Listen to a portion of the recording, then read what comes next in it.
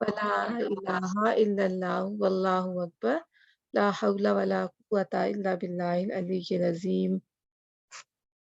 अल्लाहुम्मा सल्लि अला मुहम्मदिन व अला आलि मुहम्मदिन कमा सल्लैता अला इब्राहीम व अला आलि इब्राहीम इन्नका हमीदुम मजीद। अल्लाहुम्मा बारिक अला मुहम्मदिन व अला आलि मुहम्मदिन कमा बारकता अला इब्राहीम व अला आलि इब्राहीम इन्नका हमीदुम मजीद। बिस्मिल्लाहिर्रहमानिर्रहीम। इज़ा वक़अतिल वाक़िया लैसा लिवक़अतिहा काज़िबा ख़ाफ़िज़तुर राफ़िआ इज़ा रुज्जतिल अर्दु रज्जा व बुस्सतिल जिबालु बस्सा फ़कानत हबाअम मुंबस्सा। जब वो होने वाला वाक़या पेश आ जाएगा तो कोई इसके वक़ूअ को झुटलाने वाला ना होगा। वो तह बाला कर देने वाली आफत होगी। ज़मीन उस वक्त यकबारगी हिला डाली जाएगी और पहाड़ इस तरह रेजा रेजा कर दिए जाएंगे कि परागंदा गुबार बनकर रह जाएं। अब यहाँ अल्लाह ताला उसी तरह से इस फिक्र से कलाम का आगाज खुद ये जाहिर कर रहा है कि ये उन बातों का जवाब है जो उस वक्त कुफ़ार की मजलिसों में क़यामत के खिलाफ बनाई जा रही थी। ज़माना वो था जब मक्का के लोग नबी सल्लल्लाहु अलैहि वसल्लम की ज़बान मुबारक से नई इस्लाम की दावत सुन रहे थे। उसमें जो चीज़ें सबसे ज़्यादा अजीब और बैदस अक़ल और इम्कान नज़र आती थी वो ये थी कि एक रोज़ ज़मीन और आसमान का ये सारा निज़ाम दरहम बरहम हो जाएगा और फिर एक दूसरा आलम बर्पा होगा जिसमें वो सब अगले पिछले मरे हुए लोग दोबारा ज़िंदा किए जाएंगे। ये बात सुनकर हैरत से उनके दीदे फटे के फटे रह जाते थे। वो कहते थे कि ऐसा होना बिल्कुल नामुमकिन है। इस इरशाद में क़यामत के लिए वाक़या का लफ्ज़ इस्तेमाल किया गया जिसके माने करीब-करीब वही है जिसके लिए उर्दू ज़बान में होनी शुद्ध यानी होने वाली चीज़, यानी वो ऐसी चीज़ जिसे लाज़िमन पेश आकर रहना है। ठीक है? अब ये जो वाक़या है अल्लाह ताला कह रहा है कि इसके आने में कोई शुबा है ही नहीं, ये वाक़या ज़रूर क्योंकि वो सब भी ये कहते थे कि जब से हम ये सुन रहे हैं क़यामत आएगी और हम भी यही सुन रहे हैं कि 1400 साल से कि क़यामत आएगी।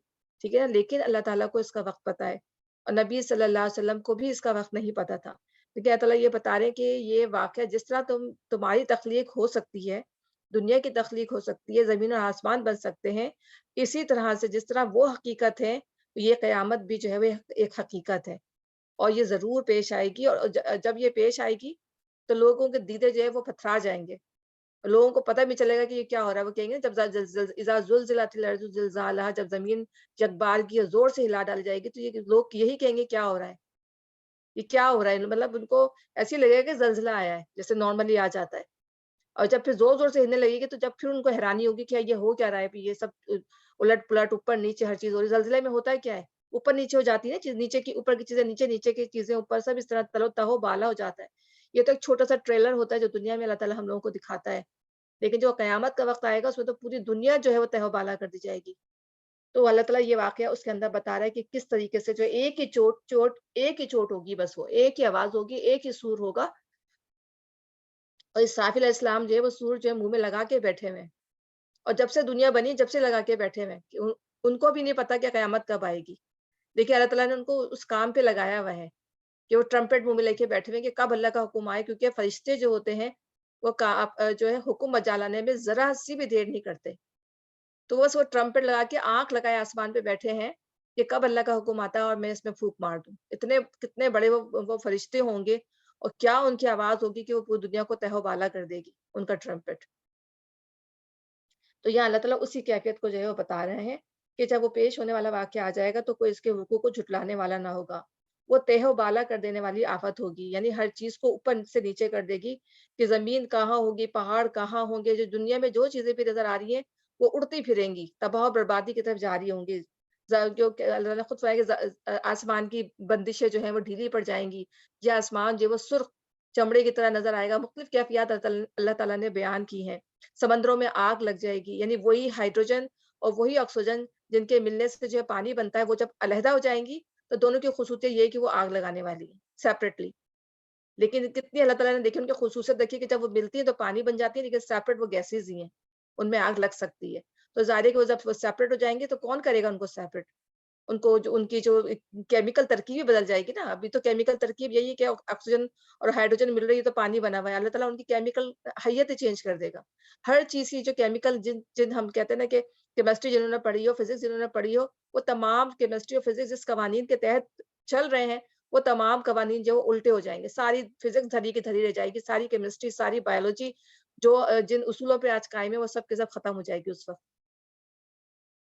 زمین اس وقت جو ہے یک بار کی ہلا ڈالی جائے گی، بالکل ایسے ہی جیسے ہم کسی سمجھو فرض کریں کسی بھگونے کو ہلا لے اتنی زور زور سے، تو بالکل اللہ تعالیٰ کے لیے تو کوئی مشکل نہیں ہے نا، تو اسی طرح وہ زمین کو ہلا دے گا، بالکل جو وہ ہل کر جو ہے اوپر نیچے ہو جائے گی، اور پہاڑ اس طرح ریزہ ریزہ کر دیے جائیں گے کہ پراگندہ غبار بن کر رہ جائیں۔ یہ پہاڑ جو کتنے مضبوطی کی نشانی ہے، زمین کو انہوں نے جو ہے ٹھہرا کے رکھا ہوا ہے۔ اللہ تعالیٰ کہہ رہے ہیں نا کہ اگر ہم زمین پر پہاڑ نہیں لگاتے تو وہ زمین تمہیں لے کے ڈھلک جاتی، تو اللہ تعالیٰ نے اس کو بیلنس کرنے کے لیے جو ہے پہاڑوں کو زمین کے اندر ٹھہرایا ہوا ہے، اور جتنے اوپر نظر آتے ہیں اتنے اس سے زیادہ ہی نیچے ہیں وہ پہاڑ، تو اس طرح زمین جو ہے وہ بیلنس ہے۔ لیکن وہ پہاڑ ظاہر سی بات ہے، جب پہاڑی اس کے اوپر سے جو وہ بوجھ جو اس کو کنٹرول کر رہی ہے، جب وہی ہٹ جائے گی تو زمین خود ہلکی پھلکی ہو جائے گی، اور وہ تیزی سے جو ہے وہ موو کرنا شروع ہو جائے گی۔ اور پہاڑ کس طرح ریزہ ریزہ کر دیے جائیں گے، کوٹ کوٹ کے، کس طرح اتنے باریک ہو جائیں گے، حبا منبسا، اس کے مطلب مانے کہ اتنے باریک کہ جیسے ہم جو ذرات کو، ہم جو روشنی میں جو ذرات نظر آتے ہیں نا، کبھی گھر کے اندر سے روشنی گزر رہی ہے، اس میں ایک باریک باریک سے جو ذرات نظر آتے ہیں، تو وہ اس سے بھی زیادہ باریک جو ہیں وہ پہاڑ جو ہے اس طرح ہوں گے کہ وہ نظر بھی نہیں آئیں گے، اتنے باریک۔ مٹی تو پھر بھی نظر آتی ہے، وہ ذرات جو تھے وہ بہت، اس کو منبسا کہتے ہیں، تو ٹوٹ ٹوٹ کے اس طرح سے اللہ تعالیٰ اس کو وہ بنا دے گا۔ تم لوگ اس وقت اب یہ بتانے کا مقصد کیا ہے، قیامت کے بتانے کا مقصد کیا ہے کہ اس کے بعد کیا معاملات ہوں گے، جب یہ قیامت آ جائے گی، جب یہ تمام حالات رونما ہو جائیں گے، اس کے بعد کیا ہوگا، اس کے بعد پھر وہ ڈے آف ججمنٹ کا معاملہ ہے، اس کے بعد سارے جو ہیں وہ، کیونکہ ابھی تو جو مر رہے ہیں ان کی تو قیامت آ گئی، جو مر رہے ہیں زندگی کے اندر، جن کو سب جو لوٹ کے جا رہے ہیں ان کی قیامت تو شروع ہو گئی، ٹھیک ہے نا، لیکن ایک قیامت جو آنی ہے وہ ہے، وہ بڑی قیامت ہے، اس میں جو ہے اٹھنا ہے سب نے اپنی قبروں سے، اور اٹھنے کے بعد جو ہے پھر اللہ تعالیٰ کے آگے جواب دہی کرنی ہے سب نے جا کر۔ تو اللہ تعالیٰ یہاں بتانے کے بعد یہ بتا رہے ہیں کہ تم لوگ جو ہے اس وقت 3 گروہوں میں تقسیم ہو جاؤ گے، ٹھیک ہے؟ دائیں بازو والے، سو دائیں بازو والوں کی خوش نصیبی کا کیا کہنا، اور بائیں بازو والے تو بائیں بازو والوں کی بد نصیبی کا کیا ٹھکانا۔ تو دائیں بازو والے جو ہیں وہ کون ہیں؟ دائیں بازو والے وہی ہیں، ظاہر سی بات ہے، جو جنہوں نے دنیا میں اچھے کام کیے، بہت زیادہ، مطلب ظاہر ہے انہوں نے اپنے آپ کو، جو بھی اللہ تعالیٰ نے کہا انہوں نے اس پہ عمل کیا، ہو سکتا ہے عملوں میں ان کی کوتاہی بھی ہو، کیونکہ مقربین کا بھی یہاں پر ذکر آئے گا ابھی۔ تو دائیں بازو والے وہ ہیں جن کے عملوں میں ظاہر ہو سکتا ہے کچھ کوتاہیاں بھی ہوں، بالکل ایسے مقربین تو بھی مقربین ہیں، یعنی وہ بالکل ہی ہر لحاظ سے جو آگے نکل گئے، جنہوں نے جیسے انہوں نے حکم سنا اور انہوں نے فوراً اطاعت کر لی۔ لیکن دائیں بازو والے کے جو ہے نا وہ کچھ جو بیچ کی راس ہم پہلے بھی پڑھ چکے ہیں کہ بیچ کی راس ہے کہ عمل جو ہوں گے ان کے ملے جلے ہوں گے، لیکن ان کی کوشش یہی ہوگی کہ ہم جو ہے وہ اچھے کام کریں، جنت کو حاصل کریں، ان کے کام ویسے ہی ہوں گے۔ لیکن جو آگے والے جو تھے وہ سبقت کرنے والے ہوں گے، ہر معاملے کے اندر جو ہے وہ سبقت لے جانے والے ہوں گے، ٹھیک ہے؟ تو اس لحاظ سے یہاں پہ بات کی جا رہی ہے کہ عمل اور جزا کے اعتبار سے جو ہے وہ دائیں بازو والے کہلائیں گے، کہ ان کا عمل اور ان کے جو بھی جزا، ان کی ریوارڈ ان کے عمل کے مطابق دی جائے گی۔ پھر میں صرف کمپیریزن اس لحاظ سے بتا رہی ہوں کہ وہ جو پھر آگے والوں کا کیا ہوگا، وہ بغیر حساب کتاب کے جنت میں داخل کر دیے جائیں گے، اور یہ دائیں بازو والے ہوں گے، یہ حساب کتاب کے ساتھ جنت میں جائیں گے، اور ان کا جو حساب کتاب ہوگا، ظاہر ہے پھر ڈیپینڈ کرتا ہے ان کے اعمال کے لحاظ سے، کس کا کم ہوگا، کس کا زیادہ ہوگا، وہ اس پہ ڈیپینڈ کرتا ہے سارا۔ اور پھر اسی طریقے سے ظاہر ہے کہ دائیں بازو والے جو ہیں یہ جو ہے برائیوں سے، خود بھی برائیوں سے روکنے والے ہوں گے اور دوسروں کو بھی برائیوں سے روکنے والے ہوں گے۔ اگر فرض کریں ہم اپنے آپ کو لیتے ہیں تو انشاءاللہ تعالیٰ ہم کوشش کریں گے کہ اللہ تعالیٰ ہمیں آگے والوں میں ہی شامل کرے، لیکن ظاہر سی بات ہے اپنے آپ کو جب دیکھتے ہیں تو بہت ہی حقیر جانتے ہیں کہ ہم وہاں تک کبھی پہنچنے والے لگتا ہی نہیں ہے، اپنے اعمال سے کہ جو ہے ہم مقربین میں ہو سکتے ہیں۔ اور بھی کل وہ جنت کا جو معاملہ سن رہی تھی کہ وہ بتا رہے تھے کہ وہ عشرہ مبشرہ جن کو 10 جو ان کو دے دی گئی تھی خوشخبری جنت کی، وہ کہاں ان کے درجے، مطلب ان کے درجے کتنے زیادہ ہوں گے، وہ کیونکہ وہ دائیں بازو والے، وہ آگے والے ہیں، مقربین ہیں۔ تو نبی صلی اللہ علیہ وسلم کے نیبرز کے اندر، جیسے کہتے ہیں نا، وہ نیبرہڈ ہوگا، جیسے جو مقربین ہوں گے وہ آپس میں ایک دوسرے کا، ان کا جو نیبرہڈ ہوگا، قریب قریب جو ہے وہ ہوں گے آپس میں، ان کے درجات بھی بہت قریب قریب ہوں گے، اور نبی صلی اللہ علیہ وسلم سے بھی وہ مل سکتے ہوں گے، یا جس طرح سے اتنے قریب ہوں گے وہ۔ تو وہ جو ہے وہ آگے والے ہیں جو جن کے بارے میں اللہ تعالیٰ نے بتایا کہ مقربین میں سے ہیں۔ اب ہم یہاں یہ بات دیکھیں کہ اللہ کے یہاں جو ہے جو ذلت اور عزت کا معیار جو ہے نا وہ دنیا والا نہیں ہے۔ جو دنیا کے اندر جو ہم نے ذلت کا اور عزت کا معیار بنایا ہوا ہے، اس پہ تو زیادہ تر جو بیچارے اللہ کے راستے میں نکلتے ہیں، جیسے قریش نے نبی صلی اللہ علیہ وسلم کا اور ان کا کیا حال کیا ہوا تھا، ان پر ہنستے تھے، ان کا میک فن کرتے تھے، ٹھیک ہے نا؟ تو انہوں نے دنیا میں جو ہے یا آج بھی یہی ہوتا ہے، دنیا میں لوگوں نے معیار کیا بنایا ہوا ہے عزت اور ذلت کا۔ تو یہاں پہ اللہ تعالیٰ کے یہاں کیا معیار ہوگا کہ تقویٰ ہوگا۔ اللہ تعالیٰ کی راہ میں جنہوں نے سبقت کی ہوگی، نیکیوں کی طرف جنہوں نے دوڑ لگائی ہوگی، آمنا صدقنا کہا ہوگا، وہ لوگ جو ہے وہ نیکیوں میں بازی لے کے جائیں گے۔ تو دائیں بازو اللہ تعالیٰ کہہ رہے ہیں ان کی خوش نصیبی کا کیا کہنا ہے، دائیں بازو والوں کی بھی خوش نصیبی ہے کہ وہ اگر وہ سب سے بڑی بات تو یہی کہ انسان جہنم کی آگ سے بچ جائے، سب سے بڑی بات یہی ہے۔ اور انسان ڈرتا ہی رہتا ہے، اینڈ تک جو ہے اچھا بھی کرتا رہے گا تب بھی انسان ڈرتا رہے کہ پتہ نہیں ہمارا کیا انجام ہوگا۔ اللہ سے اچھا گمان ضرور رکھنا چاہیے انسان کو، لیکن ڈرتے بھی رہنا چاہیے کہ اللہ تعالیٰ مجھ سے کوئی ایسی غلطی نہ ہو جائے جو میرے سارے اعمال پہ پانی پھیر دے، ٹھیک ہے؟ تو دائیں بازو والے سو دائیں بازو والوں کی خوش نصیبی کا کیا کہنا، اور بائیں بازو والے تو بائیں بازو والوں کی بد نصیبی کا کیا ٹھکانا۔ اب بائیں بازو والے کون ہوں گے؟ یہ وہ لوگ ہوں گے، اس میں سارے وہ لوگ آ جائیں گے جو مطلب جہنم میں جانے والے۔ ایک تو وہ جو بغیر حساب کتاب کے جہنم میں ڈائریکٹ چلے جائیں گے، ٹھیک ہے؟ اور ایک وہ ہوں گے ظاہر ہے جو مطلب بہت زیادہ کچھ ایسے لوگ بھی جائیں گے جو جہنم میں جائیں گے، لیکن ان کا عذاب جو ہوگا جو کفار، مشرکین اور تکبر کرنے والوں سے ڈیفرنٹ ہوگا۔ یعنی جو وہ مسلمان جو جہنم میں جائیں گے ان کا عذاب جو ہے بہت ہلکا ہوگا۔ ایسا نہیں ہوگا، ایسا عذاب نہیں دیا جائے گا ان کو جو ان کو دیا جائے گا جو کافر، مشرک یا منافق اس طرح کے اس کیٹیگری میں جائیں گے۔ لیکن مسلمانوں کو صرف ان کو پیوریفیکیشن کے لیے اس پروسیس سے گزارا جائے گا، لیکن ان کی سزا بہت سخت نہیں ہوگی، چاہے کتنا بھی بڑا گناہ کیا ہوا، لیکن شرک نہ کیا ہوا ہو، کفر نہ کیا ہوا ہو، اگر اس سے اجتناب کیا ہوا ہوگا تو وہ آگ میں ضرور جائیں گے، لیکن وہ بالکل ان کی سزا جو ہوگی وہ ٹوٹلی کافروں، مشرکوں اور ان لوگوں سے ڈفرینٹ ہوگی، ٹھیک ہے؟ تو بائیں، لیکن سب سے بڑی بات یہ ہے کہ جو بائیں بازو والے جو ہیں جو جہنم میں چلے گئے وہ بائیں بازو میں ہی آئیں گے، لیکن ان کی بھی کیٹیگری ہے۔ اچھا، اب جو بائیں بازو والوں میں جو سب سے نچلے طبقے میں جائیں گے، ایک تو منافقین ہے اور پھر کافر اور مشرکین ہیں۔ اچھا، اب کیا ہے، ان میں بھی وہ لوگ جائیں گے سب سے ڈیپسٹ اس وے میں جنہوں نے کفر تکبر کیا ہوا ہوگا، ٹھیک ہے؟ تکبر کرنے والے، خود پسندی کرنے والے اور غرور کرنے والے۔ تو یہ لوگ جو ہوں گے وہ سب سے ڈیپسٹ پارٹ میں جائیں گے جہنم کے، کہ ان کے سامنے جو ہے دین کو پیش کیا گیا، انہوں نے اس کو سمجھ بھی لیا، لیکن سمجھنے کے باوجود بھی انہوں نے اس کا انکار کر دیا، اور نہ صرف انکار کیا بلکہ ایسی ایسی چالیں چلی جس سے دین کو جو تھا وہ نقصان پہنچے۔ تو لیولز ہوں گے جہنم کے بھی، ان عذاب کے بھی لیولز ہوں گے۔ تو پھر یہ کافر، مشرک اور منافقین، یہ تین گروپ جو ہے اللہ تعالیٰ نے بتایا کہ یہ ایسے ہوں گے جو ڈیپسٹ پارٹ میں جائیں گے، اور بائیں بازو گروپ کے اندر بھی یہ سب سے برا ترین جو گروپ ہوگا یہ وہ ہوگا۔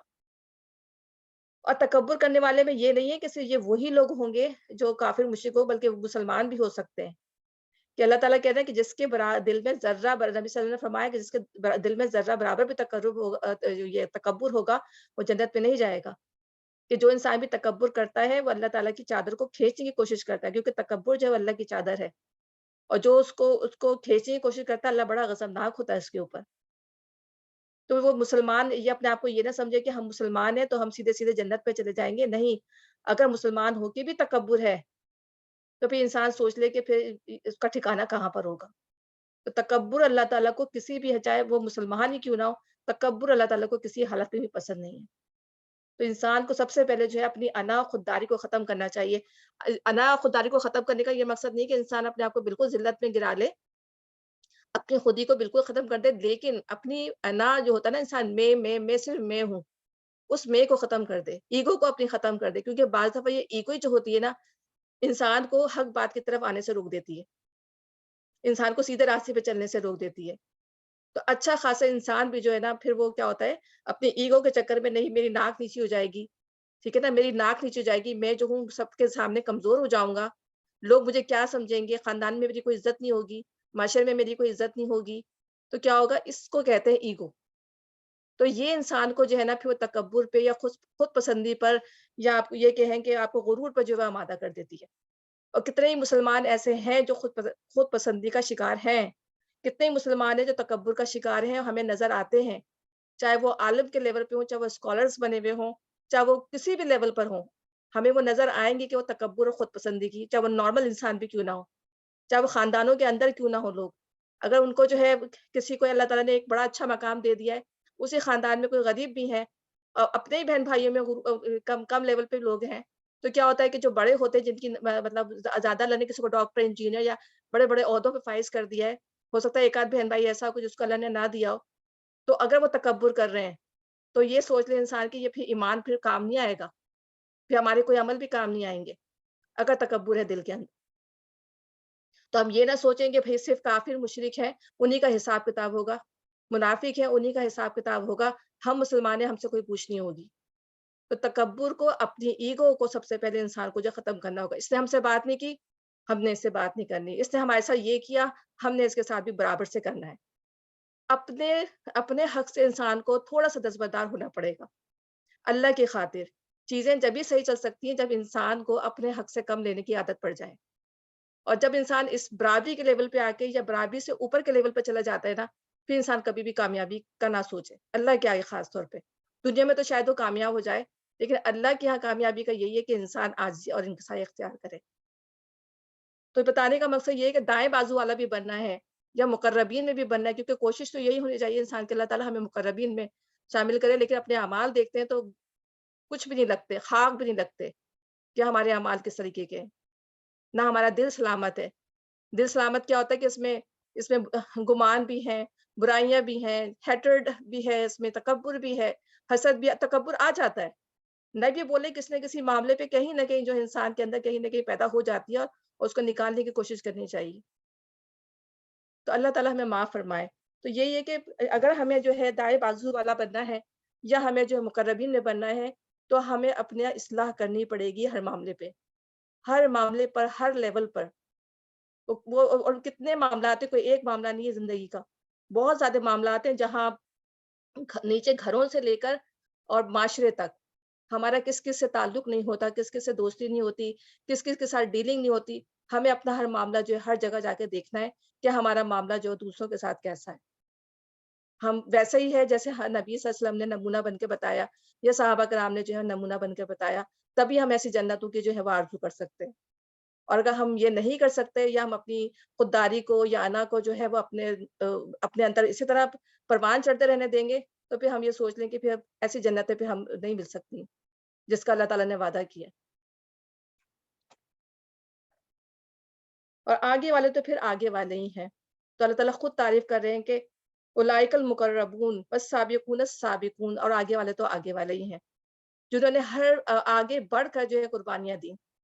انہوں نے جو ہے اپنی انا کو، اپنی خودداری کو، بعض دفعہ دیکھیں ان کو کتنی سزائیں دی گئیں، کتنی ان کو پرسیکیوشن کی گئی شروع میں مسلمانوں کو، لیکن اللہ تعالیٰ نے ان کو لڑنے کے لیے نبی صلی اللہ علیہ وسلم نے ان کو کہا کہ ہاتھ نہیں اٹھانا، ان کو کچھ کہنا بھی نہیں۔ مکہ کے 13 سال جو تھے وہ کتنے اذیت ناک تھے مسلمانوں کے لیے، کوئی جنگ کا حکم نہیں آیا کسی طرح کی، مطلب ان کو کہا کہ ان کے مقابلے میں تم نے کچھ کہنا ہی نہیں ہے، کچھ کرنا ہی نہیں ہے۔ یہ مطلب وہ وقت کتنا سخت ترین تھا کہ اسلام ایسے نہیں وہ لوگ، کتنا لوگ جو ہے آج کل وہ کرتے ہیں کہ نہیں قرآن اسلام تو تلوار سے پھیلا ہے، کتنے ایکسٹریمسٹ تھے مسلمان۔ اور دیکھیں گے جو 13 سال کی جو مکی زندگی ہے، کتنا تنگ کیا ہے کفار نے، کتنا مارا نہیں ہے، ان کو کھانے نہیں ان کے بند کر دیے، ان کو سوشل بائیکاٹ نہیں کیا، اس کے باوجود جو ہے ان کے ہاتھ نہیں اٹھنے دیے ان کے اوپر اللہ تعالیٰ نے۔ تو وہ قربانیاں تھیں، وہ اسی قربانی کی وجہ سے انہوں نے سبقت کی، اپنے گھر والوں کو چھوڑ دیا، اپنے ماں باپ کو چھوڑ دیا، کیونکہ وہ اس وقت کا تقاضا تھا وہ، کہ ان کو اگر وہ یعنی دین کے اوپر کفر کو ترجیح دے رہے ہیں تو ان کو چھوڑ دیا جائے۔ اور جب بھی اسی وجہ سے جو وہ کفار تھے وہ یہی کہتے تھے کہ پتہ نہیں کیسا دین لے کے آیا ہے جو رشتوں کو کاٹ دیتا ہے، رشتوں کو توڑ دیتا ہے۔ نبی صلی اللہ علیہ وسلم کو اس طرح بولتے تھے وہ، اور قرآن کو اس طرح سے وہ کرتے تھے، بلیم کرتے تھے، حالانکہ وہ صحیح چیز لے کر آیا تھا، اور یہی چیز اصل میں جو ہے کامیابی کی ضمانت تھی، اور جو نظر آئی بعد میں۔ اور اب پوری دنیا کے اندر آپ دیکھیں کہ بلینز مسلمان ہیں، کیسے پھیلی یہ چیز وقت کے ساتھ ساتھ۔ لیکن ایک وہ جو ہے وہ بیج جو بویا تھا، وہ بیج اتنا تناور ہو گیا کہ ظاہر ہے کہ پھر وہ اس کو پھر مشکل نہیں ہوئی پھیلنے میں، لیکن وہ شروع میں جو بیج بونا ہی اصل میں جو تھا وہ ایک بہت مشکل کٹھن مرحلہ تھا۔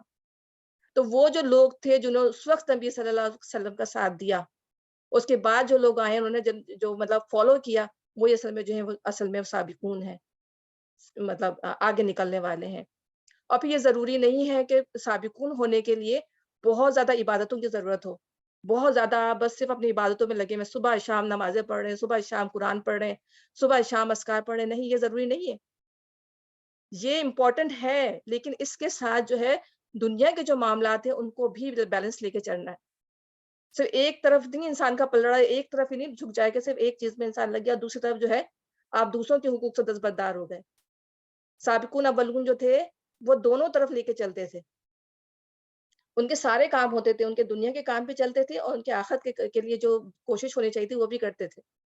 ہم نے موسیٰ علیہ السلام کے بارے میں پڑھا کہ ان کے جو جادوگر جو تھے وہ سجدے میں گرا دیے گئے، تو ایک مطلب کتنی دیر لگی ان کی ایمان لانے میں، اور فرعون نے کتنی دیر لگائی ہوگی ان کو پھانسی دینے میں اور یا ان کے ہاتھ پیر کٹوانے میں، لیکن وہ سابقون اولون میں، اس لیے کہ انہوں نے فوراً ہی اطاعت کر، جیسی ایمان مطلب ان کو نظر آئی ہے، حقیقت نظر آئی ہے ایمان کی، توحید کی، انہوں نے دیر نہیں لگائی، ان کے سر جو ہے وہ اللہ تعالیٰ کے سجدے میں گرا دیے گئے۔ تو گرا دیے نہیں، اللہ تعالیٰ نے ان کو مطلب دل میں وہ بات ڈال دی کہ یہ جو کچھ تم کر رہے تھے یہ غلط تھا۔ تو انہوں نے نہ کوئی نمازیں پڑھی، نہ کوئی حج کیے، نہ کچھ بھی نہیں۔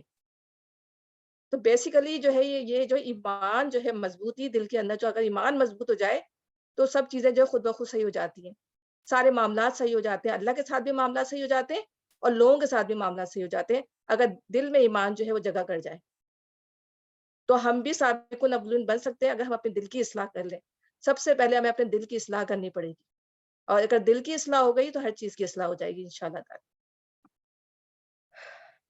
اور سب سے پہلے اس کے لیے جو ہے وہ علم کی بہت ضرورت ہے، یعنی یہ جو علم حاصل کرنا ہے نا، یہ بہت ضروری چیز ہے۔ اگر آپ دیکھیں اللہ تک پہنچنے کے لیے علم کی بہت ضرورت ہے، ٹھیک ہے، کیونکہ یہ جو جاہلیت جو ہوتی ہے نا یہ عیب ہے، چاہے اگر وہ دنیا کا علم بھی ہو چاہے وہ آخرت کا بھی علم ہو، اگر وہ نہیں ہے، دونوں علم میں سے کوئی بھی نہیں ہے، تو یہ جو عیب ہے انسان کے اندر، تو اس کو حاصل کرنا، اس کو لرن کرنا بہت ضروری ہے، اور علم ہی کے ذریعے انسان جو ہے وہ اللہ کی معرفت پہ پہنچتا ہے۔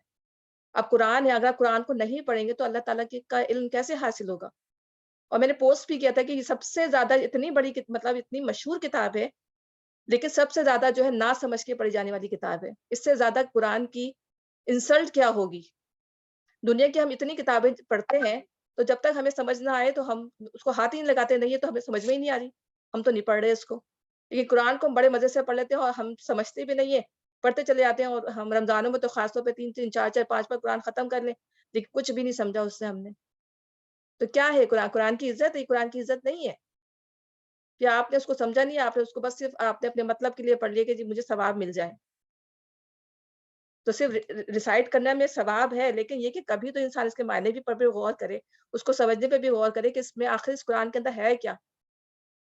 اب بعض چیزیں ایسی ہوتی ہیں کہ قرآن میں کہاں لکھا ہوا ہے، اب مطلب ہم قرآن سے اتنے ناآشنا ہیں کہ ہمارے بچے بھی ہم سے کچھ پوچھ رہے ہو تو ہمیں پتہ ہی نہیں کہ قرآن میں کون سی آیت کہاں پر ہے، یا قرآن میں یہ حکم آیا بھی ہے کہ نہیں، کیونکہ ہم ناآشنا ہے قرآن سے۔ ہم اپنے بچوں کو بھی جو ہے پراپر جواب نہیں دے سکتے، ہمیں پتہ ہی نہیں ہے۔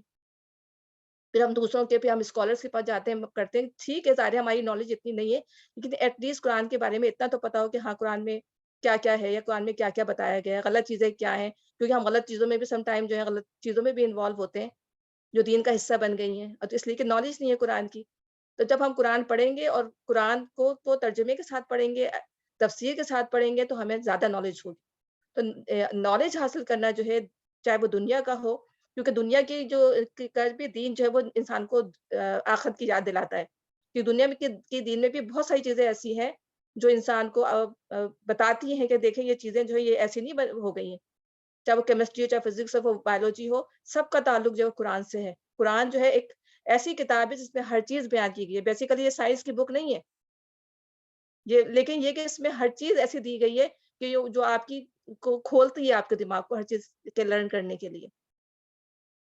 تو اللہ تعالیٰ کی معرفت کے لیے، اللہ تعالیٰ کی تک پہنچنے کے لیے، اللہ کا تقوی اختیار کرنے کے لیے دین کو حاصل کرنا بہت ضروری ہے۔ قرآن کو سب سے پہلا جو اسٹیپ ہے وہ قرآن کو سمجھنا بہت ضروری ہے، ٹھیک ہے؟ پڑھ تو سبھی لیتے ہیں، لیکن سب سے امپورٹنٹ چیز جو ہے وہ جو ہے اس کو سمجھنا ہے۔ پھر آخرت جو ہے سب سے بڑی بات یہ کہ آخرت جو ہے وہ درجوں کے لحاظ سے بہت بڑی ہے۔ دنیا کے تو درجے انسان کو مل ہی جاتے ہیں، وہ اس میں کوئی بڑی بات نہیں ہے، کسی کو بہت بڑا درجہ مل گیا، لیکن سب سے بڑی امپورٹنٹ بات یہ ہے کہ انسان جو ہے وہ آخرت کے درجے حاصل کر لے، اور مختلف درجے ہیں عمل کے لحاظ سے جو آخرت میں دیے گئے ہیں، اور بہت ہی اچھے اور بہت ہی مطلب فضیلت والے درجے ہیں۔ تو آگے والے تو پھر آگے والے ہی ہیں، وہی تو مقرب لوگ ہیں، نعمت بھری جنتوں میں رہیں گے، اگلوں میں سے بہت ہوں گے اور پچھلوں میں سے کم۔ دائیں بازو والے کتنے کیا ہوں گے، وہ اگلوں میں سے بھی زیادہ ہوں گے اور پچھلوں میں سے بھی زیادہ ہوں گے، کیونکہ ان کے عمل جو ہے وہ سو ہوں گے نا، غلطیاں بھی ہوں گی، کوتاہیاں بھی ہوں گی، اچھائیاں بھی ہوں گی، لیکن جو سبقت کرنے والے ہیں وہ بہت، اللہ تعالیٰ خود بتا رہے ہیں وہ کم لوگ ہوں گے اور پچھلوں سے کم ہوں گے۔ اب ان کے بارے میں جو ہے اللہ تعالیٰ بتا رہا ہے کہ ان کا مقام کیا ہوگا، جو مقربین ہوں گے ان کا مقام کیا ہوگا، تو وہ ہے مرصع تختوں پر تکیہ لگائے آمنے سامنے بیٹھیں گے، ان کی مجلسوں میں ابدی ابدی لڑکے شراب چشمہ جاری سے لبریز پیالے اور کنڑ اور ساگر لیے دوڑتے پھرتے ہوں گے، جسے پی کر نہ ان کا سر چکرائے گا اور نہ ان کی عقل میں فطور آئے گا۔ سابقین آگے والوں سے مراد وہ لوگ ہیں جو نیکی اور حق پرستی میں سب سے سبقت لے گئے ہوں گے، بھلائی کے ہر کام میں سب سے آگے ہوں، خدا اور رسول کی پکار پر سب سے پہلے لبیک کرنے والے ہوں، جہاد کا معاملہ ہو یا انفاق فی سبیل اللہ کا یا خدمت خلق کا یا دعوت خیر اور تبلیغ کے حق کا، غرض دنیا میں بھلائی پھیلانے اور برائی مٹانے کے لیے اثار و قربانی اور محنت و جان بچانے کا جو بھی موقع پیش آئے اس میں وہی آگے بڑھ کر کام کرنے والے ہوں گے۔ ہم کہتے ہیں نا یہ تو انہی کے کام ہے، کرنے دو بھائی، بیچارے جو نیچے اگر کوئی تراویح بھی نیچے انتظام کرے بھائی کرنے دو، ان کا کام ہے، دوسرے لوگ خاموشی سے دیکھتے رہتے ہیں۔ اگر ان کو نیچے اگر تراویح وہ کروا رہے ہیں تو جا کے ہیلپ کرانی چاہیے یا کچھ بھی ہے، تو نیکی کا کوئی بھی کام جو ہو کہیں پہ بھی ہو رہا ہو تو کوشش کرنی چاہیے اس میں کچھ نہ کچھ انسان پارٹ کر دے، اگر ان کو پیسوں کی ضرورت ہے تو ان کو پیسے دے دے، ظاہر سی بات ہے اب کچھ لوگ کر رہے ہیں ٹھیک ہے وہ کر رہے ہیں، اب ہمارا کوئی کام نہیں ہے، ہم جا کے بس نماز پڑھ لیں گے، ہمارا کوئی کام نہیں۔ تو انسان جو ہے جہاں کوئی نیکی کا کام دیکھ رہا ہو وہ جا کے اس میں اپنے جسمانی طور پر، اپنے پیسوں کے طور پر جہاں بھی اس کو وہ ملتی ہے وہ جا کے وہ یہ ہے سبقت کرنا کہ جو بھی اگر آپ کو کوئی نیکی کا کام نظر آ رہا ہے اس میں پارٹیسپیٹ کریں کسی طریقے سے، اگر جسمانی طور پہ نہیں کر سکتے تو آپ انفاق کر دیں، کچھ بھی کریں چاہے تھوڑا کریں، ضرور نہیں ہے کہ اللہ تعالیٰ آپ سے یہ ڈیمانڈ نہیں کرتا کہ آپ بہت کریں، تھوڑا تھوڑا کہیں نہ کہیں جا کے جو ہے اپنا حصہ ڈالیں۔ تو یہ ہے اصل میں جو ہے جو سبقت کرنا چیزوں میں کہ ہاں اچھی بات کہیں بھی ملے اس کو لیں اور اس پر عمل کرنے کی کوشش کریں۔ اب اللہ تعالیٰ یہاں پہ بتا رہے ہیں کہ مرصع تختوں پر تکیہ لگائے آمنے سامنے بیٹھے ہیں، کتنا آرام کا وہ وقت ہوگا، دنیا میں کتنی مشقتیں اٹھا لی، کتنی پریشانیاں اٹھا لی، ہر وقت جو ایک خوف اور فکر تھی کہ یہ غلطی نہ ہو جائے، اللہ تعالیٰ معاف کر دے، یہ نہ ہو جائے، یہ نہ ہو جائے، لیکن وہاں پہ نہ کوئی پریشانی ہوگی نہ کوئی مشکل ہوگی، سکون سے اطمینان سے تکیہ لگائے بیٹھے ہوں گے۔ اللہ تعالیٰ نے جنتیوں کا ذکر ایسے ہی کیا ہے کہ بہت ہی کاؤچز پہ آرام سے تکیہ لگا کے بیٹھے ہوں گے، بڑے بڑے کاؤچز ہوں گے، جیسے ایک شاہانہ انداز اللہ تعالیٰ بتا رہے ہیں کہ جیسے ہر کوئی اپنی جگہ پہ ایک بادشاہ بنا ہوا ہوگا، جیسے ہم دنیا میں بادشاہوں کو دیکھتے ہیں کہ وہ تکیوں پہ بیٹھے ہوتے ہیں، سوری اپنے کاؤچے سے بیٹھے ہوتے ہیں کتنے شاہانہ انداز میں، تو وہاں پہ ہر شخص جو ہے وہ ایک طرح کا بادشاہ ہی ہوگا، اللہ تعالیٰ اس کو پوری پوری سلطنت عطا فرمائے گا بادشاہوں والی، اور کس طرح کی، اور وہ یہ تو دنیا کی بادشاہت ہے جو ایک لمیٹڈ ایریا میں ہوتی ہے، اور اس کے وہ جو جنتیں ہیں اس کے بارے میں یہ ہے کہ ان کے صرف ڈرائنگ روم جو ہوں گے نا ان جنتیوں کے، اس کو وہ سمجھے 2000 برس کا فاصلہ ہوگا اس کے اندر، اتنے بڑے بڑے ہوں گے کہ 2000 برس تک آپ اس پر چلتے چلے جائیں، اور ہمارے جو ڈرائنگ روم میں کتنے بڑے ہوتے ہیں، وہ 1 منٹ میں ختم ہو جائیں یا آدھے منٹ کے اندر ختم ہو جائیں، جب بہت بڑے بھی کسی بادشاہ کے بھی آپ کہہ لیں تو کتنے بڑے ہوں گے، لیکن وہ اللہ تعالیٰ جو وہاں پہ جو ڈرائنگ روم ہوں گے، جو فرنیچر سے بھرپور، ہر چیز جو چاہے گا بندہ وہاں پہ موجود ہوگا، تو وہ جو اتنے اتنے وسیع اور عریض ہوں گے، تصور بھی انسان جو دنیا میں اس کا کر ہی نہیں سکتا۔ پھر ان کی جو ہے ان کی جو مجلسوں میں ابدی لڑکے، یعنی ایسے چھوٹے مطلب ٹین ایجرز ہوں گے اور اتنے خوبصورت اور اتنے حسین، اللہ تعالیٰ فرماتے ہیں کہ جیسے بکھرے ہوئے موتی، کہ کسی نے موتی بکھیر دی ہوں، وہ ان کی خدمت کے لیے ہوں گے۔ تو رشک آتا ہے ایسے لوگوں پہ کہ جن کو یہ جنتیں ملیں گی، اللہ تعالیٰ ہمیں بھی ان لوگوں میں شامل کرے پروردگار، کہ وہ جو ہے کتنی خوبصورت ان کی وہ ہے کہ وہ ستاروں کی طرح نظر آئیں گے آسمانوں پہ، ان کے کہاں کہاں ان کے رینک ہوں گے۔ تو ابدی لڑکے شراب، اور ایسی شراب ہوگی جس سے نہ سر چکرائے گا، نہ ایسا دماغ خراب ہوگا، نہ وہ کنفیوز ہوں گے، خوبصورت مزیدار اور اچھی جو ہے اسمیل بھی اچھی ہوگی، اس کی خوشبو بھی اچھی ہوگی، وہ پینے میں بھی لذیذ ہوگی، ٹھیک ہے نا، ہر لحاظ سے وہ بہترین جو ان کو دی جائیں گی، اور نہ ان کی عقل میں فطور آئے گا، اور وہ ان کے سامنے طرح طرح کے لذیذ پھل پیش کریں گے کہ جسے چاہیں چن لیں، اور پرندوں کے گوشت پیش کریں گے کہ جس پرندے کا چاہیں استعمال کریں، کیونکہ پرندوں کا گوشت جو ہوتا ہے وہ بہترین گوشت کی جو ایک پوری وہ ہے، اس کے اندر پرندوں کا گوشت جو ہوتا ہے وہ بہت ہی قابل ہضم اور بہت ہی سافٹ ہوتا ہے۔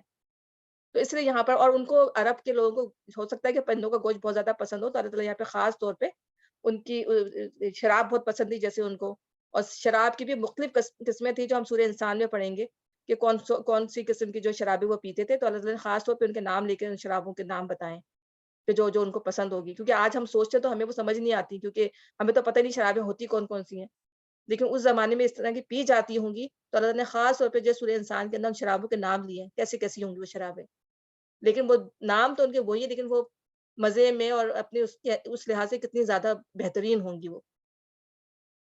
اور پرندوں کے گوشت پیش کریں گے کہ جس پرندے کا چاہے استعمال کریں، ان کے لیے خوبصورت آنکھوں والی حوریں ہوں گی، ایسے حسین جیسے چھپا کر رکھے ہوئے موتی۔ یہ سب کچھ ان اعمال کی جزا کے طور پہ انہیں ملے گا جو وہ دنیا میں کرتے رہے۔ وہاں کوئی بیہودہ کلام یا گناہ کی بات نہ سنیں گے، یعنی کوئی فضول بات، کوئی بیکار بات، کوئی جھوٹی بات، ہے نا؟ لا تسمعوا فیہا لاغیہ، وہ وہاں پہ کوئی بھی جو ہے فضول بات نہیں سنیں گے، کوئی خراب بات، کوئی گالی، کوئی گلوچ، اس طرح کی کوئی بات جو ہم دنیا میں سنتے ہیں، ہر لمحے کوئی نہ کوئی ہمیں نظر سنائی دے ہی جاتی ہے کہ وہ بچے نے، بلکہ بچے جو ہیں کتنی غلط، چھوٹے چھوٹے بچے آج کل کے جو ہیں وہ کہتے ہیں جی کنڈر گارڈن کے بچے جو آ کے وہ کہہ رہے ہوتے ہیں کہ ایف ورڈ بول دیا اس نے، پتہ ہے نہیں کہ ایف ورڈ مطلب اس کی برائی نہیں پتہ بچوں کو، لیکن ان کو یہ پتہ ہے کہ ہاں یہ بیڈ ورڈ ہے۔ تو بچہ جو ہے یہاں پر وہ اسکولوں میں یہ سیکھا ہوا ہوتا ہے کہ یہ کیا چیز ہے، لیکن یہ دنیا کا ماحول میں آپ کو بتا رہی ہوں، اسکولوں کا ماحول بتا رہی ہوں کہ جہاں پہ یہ چیزیں ہو رہی ہیں، لیکن وہاں پہ اللہ تعالیٰ جنت کتنی پاک اور صاف ہوگی، ہر طرح کی آلائش سے پاک ہوگی، ہر طرح کی برائی سے وہ پاک ہوگی، جو بات بھی ہوگی وہ ٹھیک ہوگی، حق کے مطابق ہوگی، سلام اور دعا کے ساتھ ہی وہاں وہ جایا کریں گے، اور سلامتی اور دعا کے ساتھ ہی وہ واپس آیا کریں گے۔ اور دائیں بازو والوں کی خوش نصیبی کا کیا کہنا، وہ بے خار بیریوں اور تہ بتے چڑھے ہوئے کیلوں اور دور تک پھیلی ہوئی چھاؤں اور ہر دم رواں پانی اور کبھی ختم نہ ہونے والے اور بے روک ٹوک ملنے والے بکثرت پھلوں اور اونچی نشست گاہوں میں ہوں گے۔ اب آپ دیکھیں تو فرق کتنا ہے جنتوں کے اندر، دونوں قسم کی جنتوں میں دائیں بازو والوں کی بھی حالانکہ بہترین جنتیں ہوں گی وہ بھی، لیکن اگر آپ موازنہ کریں کہ وہ مقربین کی جنتیں کیا ہوں گی، اللہ تعالیٰ ہمیں جنت الفردوس میں داخل کریں، اللہم انی اسألک الجنت الفردوس، ہم دعا کرتے ہیں اللہ تعالیٰ کہ ہمیں بھی ہائیسٹ لیول کی جنت عطا فرمائے، کیونکہ اللہ کے خزانے میں کسی چیز کی کمی نہیں ہے، انسان مانگے، انسان ڈرے نہ، کیونکہ ہم اپنے اعمال کی وجہ سے ڈرتے ہیں، لیکن اللہ سے شرمانا نہیں چاہیے مانگتے ہوئے، ہمیں اپنے اعمال کی وجہ سے شرم آتی کہ اللہ ہمارے اعمال، جب ہم جنتوں کے بارے میں پڑھتے ہیں نا، اتنی ہائیسٹ لیول کی جنت پڑھتے ہیں تو اپنے اعمال کچھ بھی نہیں لگتے، کہ وہ جنہوں نے جو قربانیاں دی تھیں ان کے کیا اعمال تھے، ان کے رشک آتا ہے ان کے اوپر، اور ہم رشک تو آتا ہے لیکن ہم ابھی بھی وہ ہمت نہیں کر سکتے، اب ہمارے اندر اتنی ہمت نہیں کہ ہم کسی غیر مسلم کے آگے یا آ کے کھڑے جا کے کلمہ خیر کہہ دیں، یا توحید کی دعوت کھڑے کر دیں، ہمارے اندر یہ ہے ہی نہیں، کریج ہے ہی نہیں ہمارے اندر، تو وہ کریج جو تھی ان میں جن میں ہوتی ہے وہی سابقون اولون ہے، تو ڈرتے نہیں ہیں کسی معاملے میں بھی، اگر اللہ کی بات پہنچانی ہے تو پھر پہنچانی ہے۔ اور دائیں بازو والوں کی خوش نصیبی کا کیا کہنا، وہ بے خار بیریوں، تہ بتے چڑھے ہوئے کیلوں اور دور تک پھیلی ہوئی چھاؤں اور ہر دم رواں پانی اور کبھی ختم نہ ہونے والے اور بے روک ٹوک ملنے والے بکثرت پھلوں اور اونچی نشست گاہوں میں ہوں گے۔ ان کی بیویوں کو ہم خاص طور پر نئے سرے سے پیدا کریں گے اور انہیں باکرا بنا دیں گے۔ باکرا کا مطلب ہوتا ہے کہ غیر شادی شدہ جیسے ہوتے ہیں نا، بالکل جن کی شادی نہیں ہوئی بھی ہوتی ان کو کہتے ہیں باکرا۔ تو یہاں پر بھی یہ ہے نا کہ میں نے پہلے بھی بتایا تھا کہ ایک بوڑھی عورت نبی صلی اللہ علیہ وسلم کے پاس آئی تھی، تو اس نے کہا کہ آپ میرے حق میں دعا فرمائے کہ میں جنت میں جاؤں، تو آپ صلی اللہ علیہ وسلم نے فرمایا جنت میں کوئی بڑھیا داخل نہ ہوگی، وہ روتی ہی واپس چلی گئی، تو آپ نے لوگوں سے فرمایا کہ اسے بتاؤ وہ بڑھاپے کی حالت میں داخل جنت نہیں ہوگی۔ اللہ تعالیٰ کا ارشاد ہے کہ ہم انہیں خاص طور پہ نئے سرے سے پیدا کریں گے اور باکرا بنا دیں گے، اور اللہ تعالیٰ کے لیے یہ کوئی مشکل کام نہیں ہے۔ اللہ تعالیٰ کہتے ہیں نا کہ تم فرسٹ ٹائم بنانا مشکل ہوتا ہے، دوبارہ بنانا تو اور آسان ہوتا ہے، کیونکہ وہ بنی ہوئی ہوتی ہے چیز، تو اعادہ تو اور آسان ہوتا ہے، اور پھر اللہ تعالیٰ تو ہمیں بنا کے کچھ سے کچھ بنائے گا، ہماری جو ہم نارمل ابھی نظر آ رہے ہیں ہمیں کچھ سے کچھ کر دے گا رب العزت۔ تو اللہ تعالیٰ جو ہے جو بالکل کیفیات بتائیں گے کہ اس سے مراد دنیا کی وہ عورتیں ہیں، خواہ وہ باکرا مری ہوں یا شادی شدہ، یا یہ وہ عورتیں ہیں جو دنیا کی زندگی میں مری ہیں، بوڑھی پھوس، آنکھوں میں چیپڑ، سر کے بال سفید، اس بڑھاپے کے بعد اللہ ان کو پھر سے باکرا پیدا کر دے گا۔ حضرت سلمہ پوچھتی ہیں کہ کسی عورت کی دنیا میں کئی شوہر رہ چکے ہوں اور وہ سب جنت میں جائیں تو وہ ان میں سے کس کو ملے گی؟ کس کو ملے گی؟ یعنی شوہر کون دیا جائے گا اس کو؟ تو اس کو اختیار دیا جائے گا کہ وہ جسے چاہے چن لے، اور وہ اس شخص کو چنے گی جو ان میں سب سے زیادہ اچھے اخلاق کا تھا۔ وہ اللہ تعالیٰ سے عرض کرے گی کہ اے رب، اس کا برتاؤ میرے ساتھ سب سے اچھا تھا، اس لیے مجھے اس کی بیوی بنا دے۔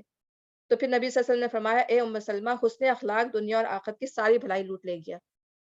یعنی اس عورت کو چوائس دی جائے گی کہ اب ان شوہروں میں سے تمہیں جو شوہر چاہیے تم پسند کر لو، کیونکہ ہو سکتا ہے کسی کے 2 ہوں، کسی کے 3 ہوں۔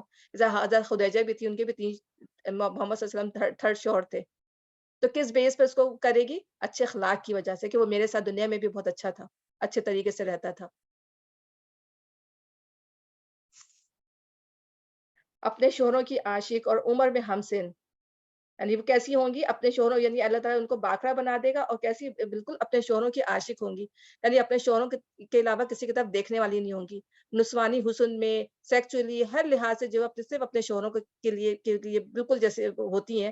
جیسے ہم دیکھتے ہیں کہ نئے شادی شدہ جوڑے ہوتے ہیں، محبت کی شادی ہوتی ہے، تو کس طرح لونگلی رہ رہے ہوتے ہیں، نظر آتا ہے خود ہی۔ تو بالکل اسی طریقے سے جو ہے اللہ تعالیٰ ان کو اسی طرح سے آپس میں محبت ان کے درمیان ہوگا، اسی طرح رہ رہے ہوں گے، اور عمر میں جو برابر ہوں گے۔ 33 سال کی عمر جو بتائی گئی ہے کہ وہ دونوں جو ہے وہ برابر ہوں گے۔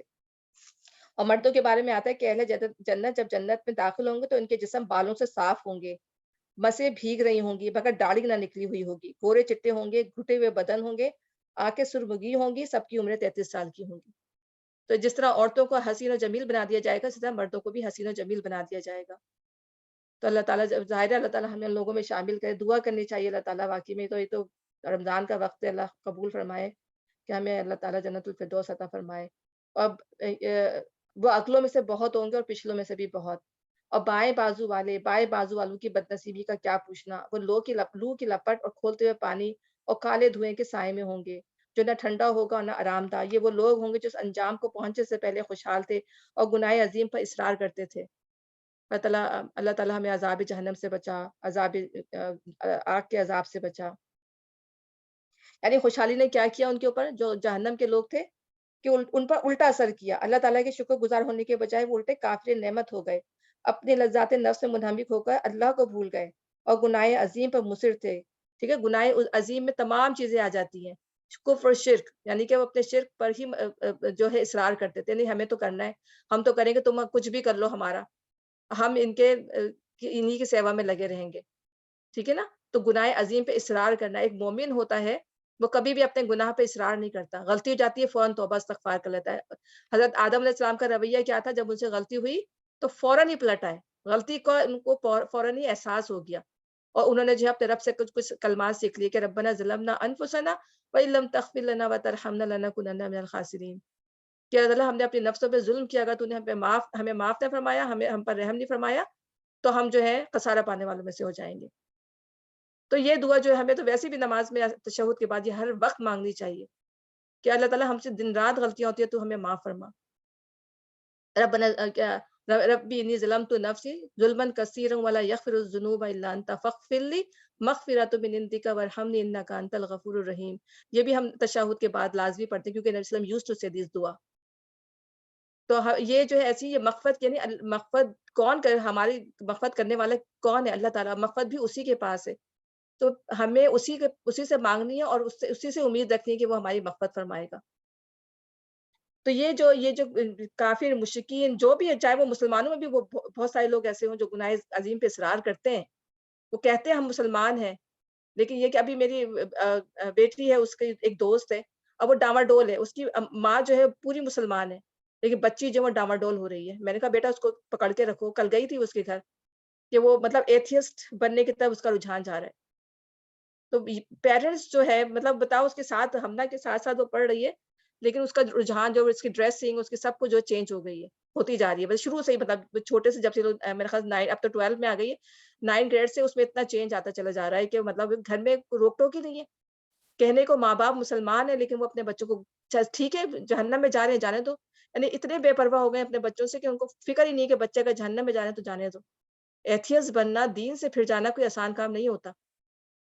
تو बड़ा अफ़सोस कर रही थी, मैंने कहा बेटा उसको समझा के रखो, अपने और दोस्तों के साथ भी उसको मिलाओ, कि तुम ये देख के तुम ना देखो उसको, तुम लोग से अगर वो दोस्ती रखी हुई है तो तुम उसको, एक बच्ची इतनी अच्छी है कि माँ-बाप जो है बिल्कुल समझे नाम के मुसलमान हैं, और नाम के मुसलमान हैं, और बाकी वो बच्ची जो है वो चाहती है कि मतलब मैं किसी तरह जो है ना इनके ग्रुप जॉइन कर लूँ, या मैं स्कार्फ पहनूँ, मैं अच्छे कपड़े पहनूँ इस तरीके से।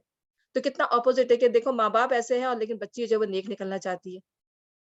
तो ये हम कह रहे हैं कि माँ-बाप जो हैं सबसे ज़्यादा जो है अगर बच्चों से मोहब्बत करते हैं ना, तो सबसे पहले बच्चों को इस तरफ लेके आना चाहिए कि वो दीन से ना निकलें, उनके जो है अकायद ना बिगड़ें। तो ये चीज़ें हमें अपने बहुत से बच्ची मेरी मतलब बताती रहती है कि अम्मी इतनी सारी मुसलमान बच्चियाँ हैं, कोई अपने आप को गे कहती है, कोई ये कहती है कि मैं लेस्बियन हूँ, मैं ये हूँ। मैंने अपनी दोस्त बनाई हुई है लड़की। मतलब मुसलमान हो के वो बच्चियाँ जो है ऐसी मतलब अपने आप को चेंज कर लिया उन्होंने। तो इसलिए कि घर के अंदर जो है सख्ती नहीं है, या घर के अंदर का माहौल ऐसा नहीं है, या फिर ये कि माहौल हो भी, तो ये बाहर के माहौल जो है वो चेंज कर रहे हैं बच्चों को। और अगर उन पे आँख नहीं रखेंगे, उनको नहीं बताएँगे, नहीं समझाएँगे, दीन से दूरी, तो सबसे पहले तो बड़ों की दूरी है दीन से, कुरान से दूरी सबसे बड़ी चीज़ है। तो क्या होगा कि अब एक नस्ल तो बिगड़ेगी, तो आने आने वाले नस्लों में तो फिर नामो-निशान ही मुसलमानों का बाकी नहीं रहेगा, नस्ल हमारी नस्ल का नाम ही बाकी नहीं रहेगा। तो ये है मतलब ये कि गुनाह अज़ीम पे इसरार का मतलब ये है कि देख रहे हैं लेकिन क्या है हम रोक नहीं रहे। ठीक है, चलो ठीक है, बच्चे अपने आँखों से अपने बच्चों को जहन्नम में जाता हुआ देख रहे हैं, तब भी रोक नहीं रहे। कहते थे कि जब हम मरकर खाक हो जाएँगे, हड्डियों का पंजा रह जाएँगे, तो फिर उठा खड़े किए जाएँगे, और क्या हमारे वो बाप-दादा भी उठाए जाएँगे जो पहले गुज़र चुके हैं। ए नबी सल्लल्लाहु अलैहि वसल्लम, इन लोगों से कहो यकीनन अगले और पिछले सब एक दिन ज़रूर जमा किए जाने वाले हैं, जिसका वक़्त मुकर्रर किया जा चुका है। फिर ए गुमराहों और झुठलाने वालों, तुम शजर ज़क़ूम की ग़िज़ा खाने वाले हो, उसी से तुम पेट भरोगे और ऊपर से खौलता हुआ पानी तौनस लगे हुए ऊँट की तरह पियोगे। ये है बाएँ बाजू वालों की ज़ियाफ़त का सामान रोज़े जज़ा में। हमने तुम्हें पैदा किया, फिर क्यों तस्दीक नहीं करते? कभी तुमने गौर किया ये नुतफ़ा जो तुम डालते हो उससे बच्चा तुम बनाते हो, इसके बनाने वाले हम हैं। हमने तुम्हारे दरमियान मौत को तक़सीम किया। ये नुतफ़ा जो है कितना बारीक होता है। ये माइक्रोस्कोप के बगैर भी नज़र नहीं आता, मतलब स्ट्रॉन्ग माइक्रोस्कोप से देखा जाता है। ये नुतफ़ा, ये स्पर्म इतना बारीक होता है। उसी तरह जब ये स्पर्म जो है जब ये ओवा से मिलता है, तो ओवा भी इतना बारीक होता है कि माइक्रोस्कोप के बगैर नज़र नहीं आता। पता है कितनी बारीक चीज़ है, और जब जो उससे सेल बनता है वो भी इतना बारीक होता है, इतना मतलब टाइनी होता है कि वो भी बगैर माइक्रोस्कोप के नज़र नहीं आता। कितनी मतलब इंसान की हकीकत अल्लाह ताला बता रहा है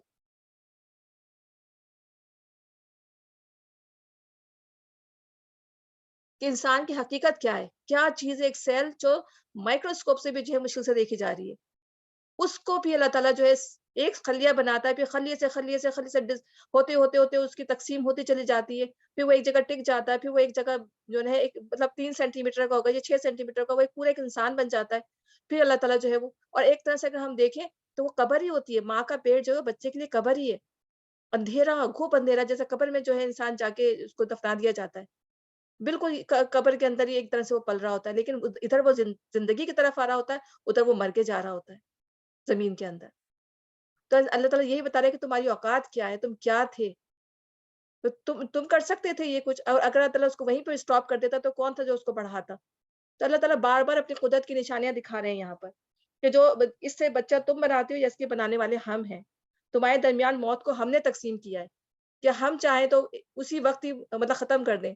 लेकिन अल्लाह ताला ने हर लेवल पे मौत दिखाई है कि किस वक़्त किसको मरना है, चाहे वो बच्चा हो, चाहे वो बड़ा हो, चाहे वो बूढ़ा हो, चाहे वो जवान हो। तक़सीम कर दिया अल्लाह ने मौत की, किसको किस दुनिया से किस वक़्त जाना है। तो ये भी अल्लाह की कुदरत नज़र आती है कि मौत को रोक नहीं सकते आप। कितना भी आप मोहब्बत करने वाले हो, कुछ भी हो, आप मौत को जो है, जो बहुत इंसान कहते हैं कि हम ताकतवर हैं, ताकतवर से ताकतवर इंसान भी जो है अपनी मौत को नहीं रोक सके। जो बड़े-बड़े जो है खुदा होने के जिन्होंने दावा कर लिया, वो अपनी मौत को नहीं रोक सके। और हम इससे आजिज़ हैं कि तुम्हारी शक्लें बदल दें और किसी ऐसी शक्ल में तुम्हें पैदा कर दें जिसको तुम नहीं जानते। तो जिस तरह अल्लाह ताला ने हमें बनाया है, इस तरह से अल्लाह ताला के लिए कोई मुश्किल काम नहीं है कि अल्लाह ताला दूसरी मखलूक भी पैदा कर दे। दुनिया में कितनी मखलूक अल्लाह ताला ने पैदा की हुई है। किस तरह की हर तरह का जानवर आप देखें कि 4 पायों वाला भी है, 2 पायों वाला भी, 2 पैरों पे चलने वाला भी है, 4 पैरों पे चलने वाला भी है। हर तरह के अल्लाह ताला ने मखलूक दुनिया के अंदर बनाई है। सबकी शक्लें अल्लाह ताला ने डिफरेंट बनाई है। तो अल्लाह ताला कह रहा है कि हम ज़रूरी नहीं है कि तुम ये अपनी शक्लों पे जो बहुत नाज़ करते हो, अपने जिस्मों पे बहुत नाज़ करते हो, हम चाहें तो उसको जो है मस करके जो है कुछ दूसरी मखलूक उठाकर खड़ा करें। और अल्लाह ताला हमें भी कुछ से कुछ कर देगा क़यामत के दिन। जिसमें हम अभी नज़र आ रहे हैं, उस हम क्योंकि ज़मीन और आसमान भी कुछ से कुछ कर दिए जाएँगे। तो चेंज कर दिए जाएँगे। हम पहचानेंगे एक-दूसरे को ज़रूर, लेकिन खूबसूरती में या जो बदसूरती होगी जहन्नम वालों की, अल्लाह ताला खुद से कुछ कर देगा इंसान को। अपनी पहली पैदाइश को तुम जानते हो, फिर क्यों सबक नहीं लेते? कभी तुमने सोचा, अब अल्लाह ताला जब इंसान की तख्लीक की बात कर रहा है, इसी तरह बिल्कुल तख्लीक की तरह जो है, जिस तरह एक मर्द जो है वो औरत के साथ मिलकर जो है वो जैसे बच्चा बनता है, इसी तरह एक फार्मर जो होता है, किसान जो होता है, वो ज़मीन में बीज डालता है। फार्मर का क्या काम है कि वो बीज बोता है और फिर उससे जो है वो फिर अल्लाह अल्लाह ताला ही की कुदरत से इतना वो देखिए ज़मीन कितनी सख्त होती है। जो उसकी जो कोंपल होती है, सख्त ज़मीन को फाड़ कर जो है कोंपल निकल आती है। कौन निकालता है ये कोंपल? अल्लाह ताला की ज़ात है जो मतलब ये करने वाली है। तो अल्लाह ये बता रही है कि कभी तुमने सोचा ये बीज जो तुम बोते हो उनसे खेतियाँ तुम उगाते हो या उनके उगाने वाले हम हैं? हम चाहें तो इन खेतियों को भुस बनाकर रख दें। अल्लाह चाहता है तो फसलों को तबाह भी कर देता है। सैलाब आते हैं, सब फसलें तबाह हो जाती हैं, इंसान कुछ भी नहीं कर पाता। तो अल्लाह ताला यही कह रहा है कि ये अल्लाह ही की ताकत है कि तुम जो इनको उगाते हो, उनको काश्त करते हो, उनसे खाते हो। और अगर अल्लाह चाहे तो फिर ये तुम इनको भी उगाने के पर कादिर नहीं हो। और तुम तरह-तरह की बातें बनाते रह जाओ कि हम पर तो उल्टी चट्टी पड़ गई है, बल्कि हमारे तो नसीब ही फूटे हुए हैं। कभी तुमने आँखें खोल कर देखा ये पानी जो तुम पीते हो उसे तुमने बादल से बरसाया है या इसके बरसाने वाले हम हैं? किसने बरसाया पानी? बादल किसने बनाए समंदर से? अल्लाह ताला ने। अल्लाह की कुदरत हमें नज़र आ रही है इसके अंदर भी। तो अल्लाह ताला कह रहे हैं कि हम चाहें तो उसे सख्त खारी बनाकर रख दें। अब आप ये देखें कि समंदरों के अंदर जो है पानी खारा होता है, ज़्यादातर समंदर में पानी खारा होता है। लेकिन जब जो एवापोरेशन होती है तो एवापोरेशन से पानी बिल्कुल क्लियर होके, अगर अल्लाह चाहता तो उस नमक भी चला जाता उससे, और उससे क्या होता है जो बादल बनते हैं, बादलों से जो पानी बरसता है वो बिल्कुल नमकीन होता है और फसलों को तबाह कर देता है। वो हमारे पीने के काबिल भी होता है। जब बारिश से पानी बरसता है दरियाओं में, तालाबों में, वो मीठा पानी होता है। तो ये अल्लाह की कुदरत है कि समंदरों से पानी जो है बगैर नमक लिए हुए, क्योंकि तबखीर के अमल से जो होती है सारी जो वो होती हैं रेज़िड्यू, वो सब नीचे रह जाती हैं। और जो पाक और प्योर पानी जो है वो अल्लाह कहते हैं ना, हमने पाक पानी बरसाया आसमान से। बारिश जो है वो पाक पानी है, बिल्कुल क्लियर। किसने किया? अल्लाह ताला ने। अल्लाह ताला चाहता तो फिर उसको पानी से भी नमक उतरता तो इंसान ज़िंदगी रह ही नहीं पाती। फिर तुम क्यों शुक्रगुज़ार नहीं होते? कभी तुमने ये ख़्याल किया ये आग जो तुम सुलगाते हो उसका दरख़्त तुमने पैदा किया है या इसका पैदा करने वाले हम हैं? हमने इसको याद दहानी का ज़रिया और हाजतमंदों के लिए सामान्य चीज़ बनाया। दरख़्त क्या पहले भी हम पढ़ चुके हैं ना कि सूरह यासीन के अंदर कि जो है उसमें अल्लाह ताला ने जो है दरख़्त जो हरे-भरे दरख़्त से आग पैदा कर दी, अल्लाह ने वहाँ भी वो बताया है कि वहाँ पर जो अरब में जो थे 2 दरख़्त ऐसे थे जिनकी हरी-हरी डंडियों से जो आग निकलती थी, वैसे खुश्क लकड़ियों से जलाते हैं आग। लेकिन वो ग्रीन डंडियाँ थी जिनको आपस से मारते थे तो उससे आग निकलती थी। अल्लाह ताला ये बता रहे हैं कि किसने किया है? वरना अगर ये आग का ज़रिया नहीं होता तो तुम जानवरों की तरह ही खाना खाते। जानवरों की तरह ही गोश्त खा रहे होते अगर आग नहीं होती तो। तो ये अल्लाह ही ने तुम्हें ये चीज़ें दिखाई, तुम्हें अकल दी, तुम्हें जो है सहूलतें दी चीज़ों की, कि आज जो है तमद्दुन के उस माहौल में तुम पहुँच गए कि तुम जो आग आग का तसव्वुर तुम्हारे अंदर पैदा हुआ और आज दुनिया की एक से एक मतलब आग से चीज़ें बना रहे हैं, उससे फ़ायदा उठा रहे हैं, चूल्हे बना दिए, दुनिया ज़माने की चीज़ें बना दी। तमद्दुन के नए दौर में दाखिल हो गए। किससे? अल्लाह ताला ही ने हम इंसान को ये चीज़ें दी हैं। तब भी इंसान जो है अल्लाह का शुक्र अदा नहीं करता। बस ए नबी सल्लल्लाहु अलैहि वसल्लम अपने रब्बे अज़ीम के नाम की तस्बीह करो। सुभान रब्बियल अज़ीम, सुभान रब्बियल अज़ीम, क्योंकि अल्लाह ही अज़ीम है। इंसान अल्लाह ताला बार-बार कितनी खूबसूरत अल्लाह ताला जो है हमें वाज़ करता है, नसीहत करता है, अपनी कुदरत की निशानियाँ बयान करता है कि इंसान जो है वो पलट आए अल्लाह ताला की तरफ। रिमाइंडर्स हैं हमारे लिए। बस नहीं, मैं कसम खाता हूँ तारों के मवाक़े की, अगर तुम समझो तो ये बहुत बड़ी कसम है कि ये एक बुलंद पाया कुरान है। क्यों अल्लाह ताला ने कसम खाई है कुरानों तारों की कसम क्यों खाई है अल्लाह ताला ने? तारों की कसम अल्लाह ताला ने इसलिए खाई है कि अगर आसमान का निज़ाम आप देखें कितना ज़्यादा जो है वो मुस्तहकम है। इतने बड़े-बड़े सितारे, इतनी बड़ी-बड़ी गैलेक्सीज़, कितना हमें जो है एक तवाज़ुन नज़र आता है कि उनमें कितना तवाज़ुन है। हर एक अपने मदार के गिर्द जो है गर्दिश कर रहा है। कोई चीज़ जो है वो मतलब देखने में हमें सितारे दूर-दूर नज़र आते हैं। देखिए अल्लाह ताला ने उनके दरमियान कशिश की जो एक वो रखी हुई है, वो उन्हें इधर से उधर होने नहीं देती। वो अपनी जगह पर कायम और दायम है। तो इसी तरह जो है कायनात की बेशुमार कहकशाओं में और कहकशाओं के अंदर बेहदो हिसाब तारों और सैयारों में जो कमाल दर्जे का रब्त तो नज़्म कायम है, हालाँकि वो बज़ाहिर बिखरे हुए नज़र आते हैं। इस तरह ये किताब भी एक कमाल दर्जे का मज़बूत और मुनज़्ज़म ज़ाब्ता हयात पेश करती है, जिसमें इसी तरह कुरान भी जो है वो ज़ाब्ता हयात पैदा करती है। बिल्कुल मुनज़्ज़िम, ऑर्गेनाइज़्ड कुरान जो है मैं ज़िंदगी के जो उसूल हैं वो किस तरह हमें करता है कि इंसान अगर इन पे अमल कर ले, तो उसकी ज़िंदगी पूरी ऑर्गेनाइज़ हो जाए, बेहतरीन हो जाए। جس میں عقائد کی بنیاد پر اخلاق، عبادات، تہذیب و تمدن، معیشت و معاشرت، قانون و عدالت، صلح و جنگ، غرض انسانی زندگی کے تمام پہلوؤں پر مفصل ہدایت دی گئی۔ تو جس طرح کائنات کا نظام اللہ تعالیٰ نے اتنا بہترین بنایا ہوا ہے، اس طرح قرآن کو بھی اللہ تعالیٰ نے انسان کی زندگی پر اس کو عمل کرنے کے لیے، اس کی زندگی کو بہترین بنانے کے لیے جو ہے وہ نازل کیا ہے۔ ایک بلند پایا قرآن ہے، ایک محفوظ کتاب میں ثبت ہے، یعنی اللہ کے پاس لوح محفوظ ہے، محفوظ ہے یہ کتاب۔ تو اللہ تعالیٰ نے سب چیزوں کو پیدا کرنے سے پہلے اس لوح محفوظ کے اندر ان چیزوں کو اللہ تعالیٰ نے پہلے ہی لکھ کر محفوظ کر دیا تھا۔ اس کے بعد پھر اللہ تعالیٰ نے ہر چیز کو بنایا۔ اسی میں سے اتنی محفوظ ہے کہ وہ کسی کوئی بھی ریچ نہیں کر سکتا، ایکسیپٹ کہ فرشتوں کو اجازت ہے، وہ بھی اللہ کے حکم سے جاتے ہیں، اور پھر جتنا نالج ان کو اللہ تعالیٰ نے دینی ہوتی ہے پھر ان کو دیتا ہے، جسے متطاہرین کے سوا کوئی نہیں چھو سکتا۔ اور یہاں پہ جس کانٹیکس میں بات کی گئی، یہاں پہ فرشتوں کی بات کی گئی ہے، کیونکہ وہ کہتے تھے کہ یہ جو کاہن کا کلام ہے، یہ مجنون کا کلام ہے، اس پہ قرآن کے اوپر جو باتیں رکھتے تھے اور نبی صلی اللہ علیہ وسلم کے اوپر باتیں رکھتے تھے۔ تو اللہ تعالیٰ یہاں پہ یہ فرما رہے ہیں کہ یہ کسی کاہن کا کلام نہیں ہے، اور اس کو کاہن لے کے نہیں اترتے، ان کو زیبا بھی نہیں ہے یہ، اور یہ تو پاک فرشتے اس کو لے کے اترتے ہیں، وہ پاک ہیں، اور قرآن تو جو ہے وہ یہ کاہن واہن تو اس کو چھو بھی نہیں سکتے، اس کے پہنچ سے دور رکھے گئے ہیں یہ شیاطین جو ہیں۔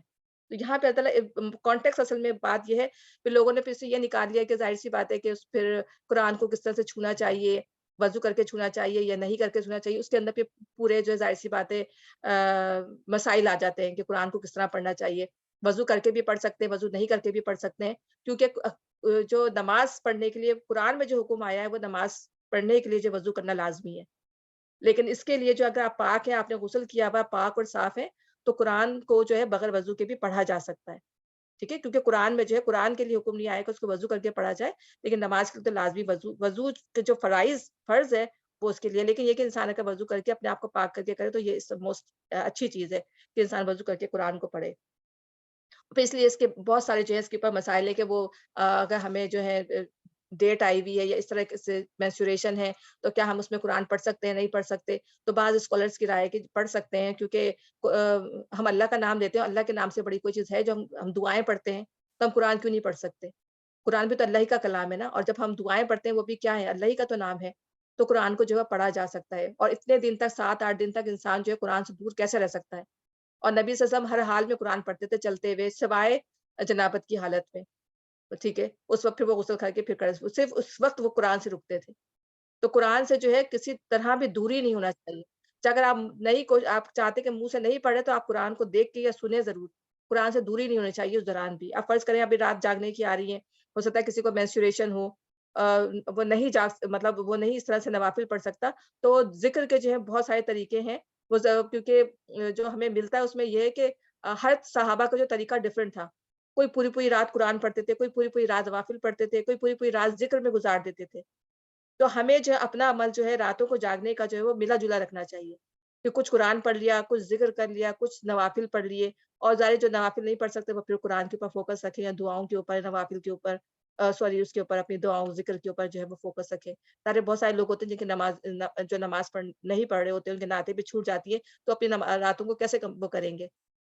تو یہ تو اللہ کی طرف سے دی ہوئی چیز ہے نا، تو اس میں اپنے آپ کو یہ نہ سمجھے کہ نہیں میری تو اب میں سو جاتی ہوں، اب میں تو کوئی فائدہ ہی نہیں ہے رات جاگنے کا، نہیں، اللہ کو تو پتا ہے نا، اللہ تعالیٰ جانتا ہے سب چیزوں کو، تو ہمیں اپنی راتوں کو اسی طرح جاگنا چاہیے جس طرح ہم جاگتے ہیں، اور اس کو پھر قرآن کو پڑھنے میں، اس کو سمجھنے میں، ڈفرینٹ آپ درس لگا لیں، اتنے سارے لیکچرز ہوتے ہیں، مثلا لوگوں کے ٹائم 4-5 گھنٹے پتہ بھی نہیں چلتے، وہ ایسے ہی گزر جاتا ہے اگر انسان بیٹھ جائے، نیند بھی آتی ہے، تھوڑا لیٹ بھی جائے کوئی مسئلہ نہیں ہے، 1 آدھ گھنٹہ لیٹ بھی جاتا ہے بندہ، ظاہر ہے نیند سے بالکل بے حال ہو جاتا ہے، لیکن یہ کہ اپنے آپ کو اٹیچ رکھیں ہم سب، اللہ تعالیٰ ہمیں توفیق عطا فرمائے۔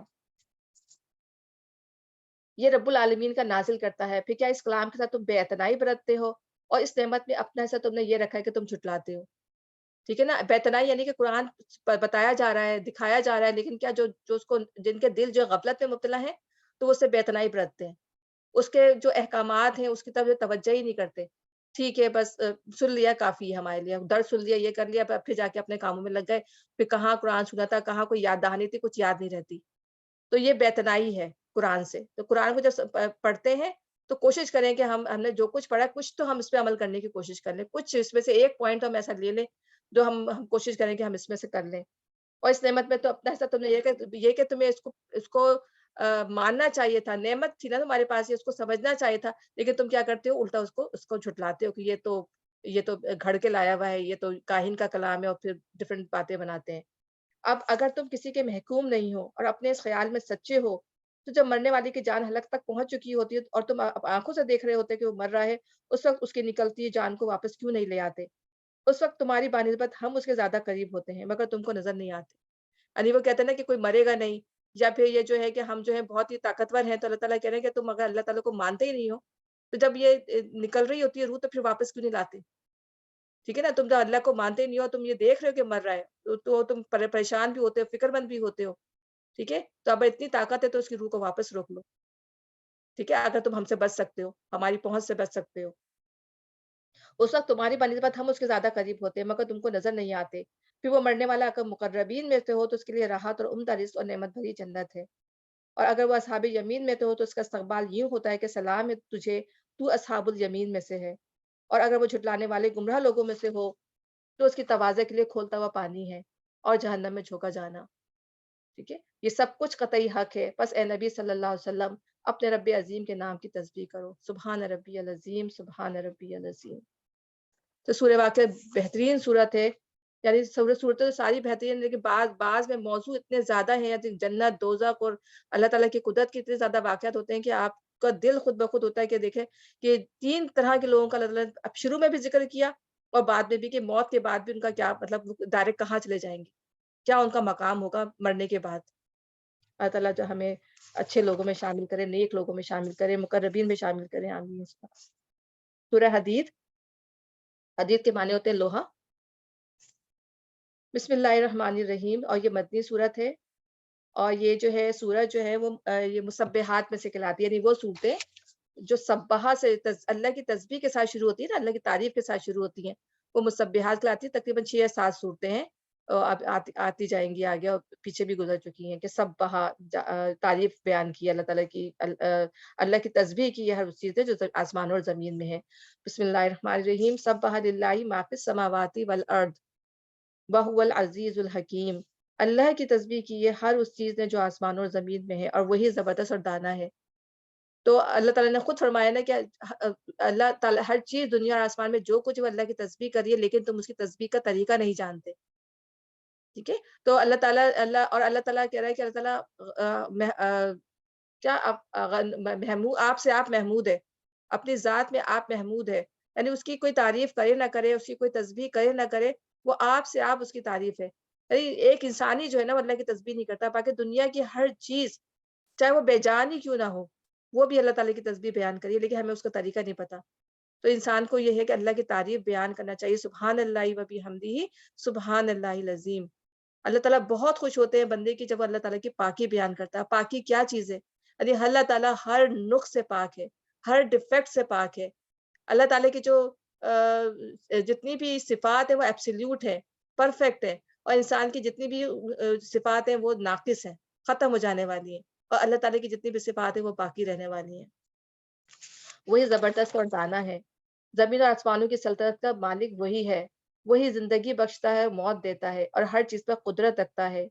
وہی اول بھی ہے اور آخر بھی، اور ظاہر بھی ہے اور مخفی بھی۔ یعنی اللہ تعالیٰ جو ہے شروع سے ہے اور آخر تک رہے گا، اس سے پہلے نہ کوئی تھا نہ اس کے بعد، مطلب ظاہر سی بات ہے پتہ نہیں ہے، کیونکہ اس کے بعد بھی کوئی نہیں ہوگا۔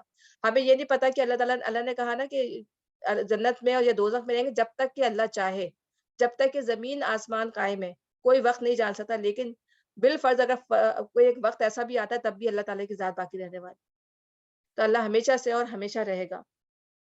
تو آخر بھی اور ظاہر بھی ہے اور مخفی بھی ہے۔ ظاہر کس طریقے سے؟ اللہ تعالیٰ ہمیں ظاہر نظر آتا ہے، کیونکہ اللہ تعالیٰ پوری قدرت، اللہ تعالیٰ جو پورے قرآن میں ہم جو قدرت پڑھ رہے ہیں وہ اللہ ظاہر ہے، بظاہر وہ نظر نہیں آ رہا، لیکن اس کی قدرت کی نشانیاں میں وہ ظاہر ہے، اپنی قدرت کی نشانیوں میں وہ ہمیں نظر آ رہا ہے، اور اللہ تعالیٰ کہتا ہے مجھے اس میں پہچانو، اس کے اندر جا کر مجھے پہچانو، اور اللہ چھپا بھی ہے، اللہ تعالیٰ نے اپنے آپ کو چھپایا ہوا بھی ہے کہ وہ چھپ کے بھی جو ہے اللہ تعالیٰ جو ہے وہ ہماری رہنمائی کر رہا ہے ہر چیز کے اندر، اور وہ ہر چیز کا علم رکھتا ہے، اور اللہ تعالیٰ کی نالج میں اپنی قدرت اور اپنی نالج کے ساتھ جو ہے اللہ تعالیٰ ہر پوری چیز پر جو ہے وہ چھایا ہوا ہے۔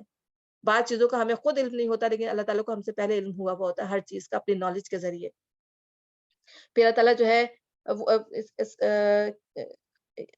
کیا ہے اس کے بارے میں کہ یعنی ہر چیز فانی ہے اللہ کی ذات کے سوا، دوسرے الفاظ میں ذاتی بقا کسی مخلوق کے لیے نہیں ہے. اگر کوئی چیز باقی ہے یا باقی رہے گی تو اللہ کے باقی رکھنے سے ہی باقی ہے اور اس کے باقی رکھنے سے ہی باقی رہ سکتی ہے.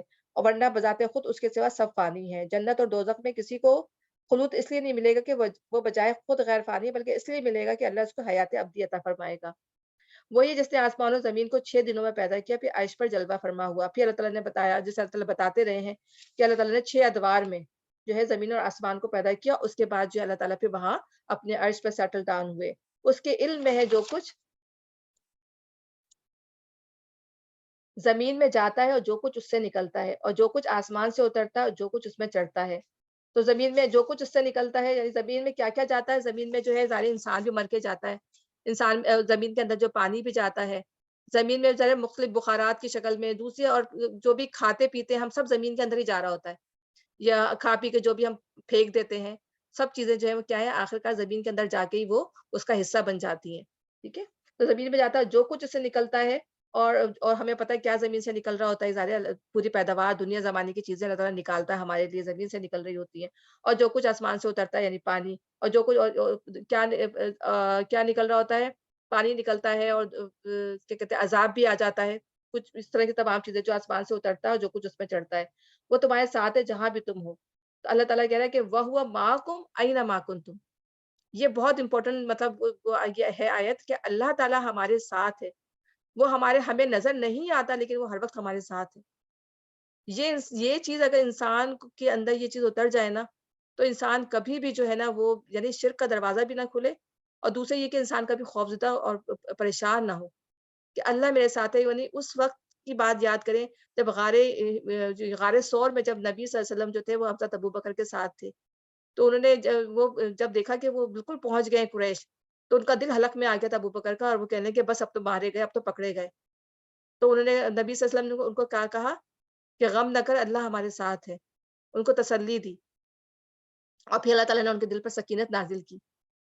تو اللہ ان کو مطلب جب انسان کو یہ چیز شعور ہو جائے نا کہ اللہ ہمارے ساتھ ہے، کوئی ہمارا بال بیکا نہیں کر سکتا. یہ ہے ایمان اصل میں، اللہ پہ بھروسہ، اللہ پہ توکل. یہ اصل میں ایمان ہے کہ ہمیں ہر وقت یہ ہر آن یہ پتہ رہے کہ اللہ ہمارے ساتھ ہے.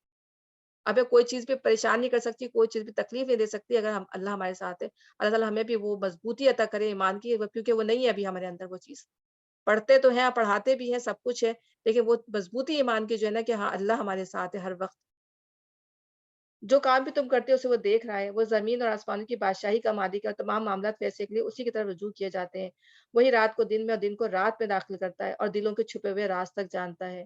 ایمان لاؤ. اب یہ جو ہے بیسیکلی جو ہے اس کا جو موضوع ہے سورہ حدید کا، وہ انفاق فی سبیل اللہ ہے. کیونکہ اس وقت جو تھے وہ حالات اتنے زیادہ برے تھے، کیونکہ نبی صلی اللہ علیہ وسلم نے ہجرت کی تھی، اور جو ہے وہ ابھی سوسائٹی جو تھی وہ ڈیولپنگ اسٹیج کے اوپر تھی. اور مہاجر جو تھے وہ لٹے پٹے وہاں پہ آ رہے تھے. گروہ کے گروہ جو ہے اور وہ جو مدینے کی بستی جو تھی وہ بہت چھوٹی سی تھی. تو اللہ تعالیٰ نے جو ہے وہاں پہ جو ہے انکریج کرنے کے لوگوں کو انفاق فی سبیل اللہ کا، یہ بعض صورتوں میں ہمیں جو ہے انفاق کی بہت زیادہ ملے گی کہ انفاق کرو، اللہ کے راستے میں جو ہے خرچ کرو. ٹھیک ہے. تو ایمان لاؤ اللہ اس کے رسول پر، اور خرچ کرو ان چیزوں پر سے جن پر اس نے تمہیں خلیفہ بنایا. جعلکم مستخلفین فی، جن پر اس نے تم کو خلیفہ بنایا. تو خلیفہ بنانے کا مطلب کیا ہے کہ انہی میں سے خرچ کرو جن کا اللہ تعالیٰ نے تمہیں خلیفہ بنایا.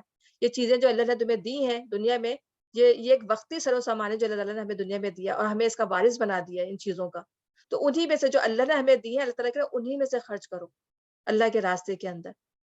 فی انفاق فی سبیل اللہ. اس وقت فی سبیل اللہ کے لیے بہت ضرورت تھی اللہ کے دین کو سربلند کرنے کے لیے. تو اللہ تعالیٰ نے اس کو جو ہے قرض حسنہ کا ہے. جو پیسہ جو ہے اللہ تعالیٰ کے دین کی سربلندی کے لیے خرچ کیا جاتا ہے، اس کو اللہ تعالیٰ قرض حسنہ سے تعبیر کرتا ہے. تو جہاں پہ بھی دیکھیں کہ دین کی سربلندی کا کام ہو رہا ہے، تو وہاں کچھ نہ کچھ ضرور انسان کو جو ہے ڈالنا چاہیے. ایمان لاؤ اللہ پہ، اس کے رسول پر، خرچ کرو ان چیزوں پر سے جس پر اس نے تم کو خلیفہ بنایا. جو لوگ تم میں سے ایمان لائیں گے اور مال خرچ کریں گے ان کے لیے بڑا اجر ہے.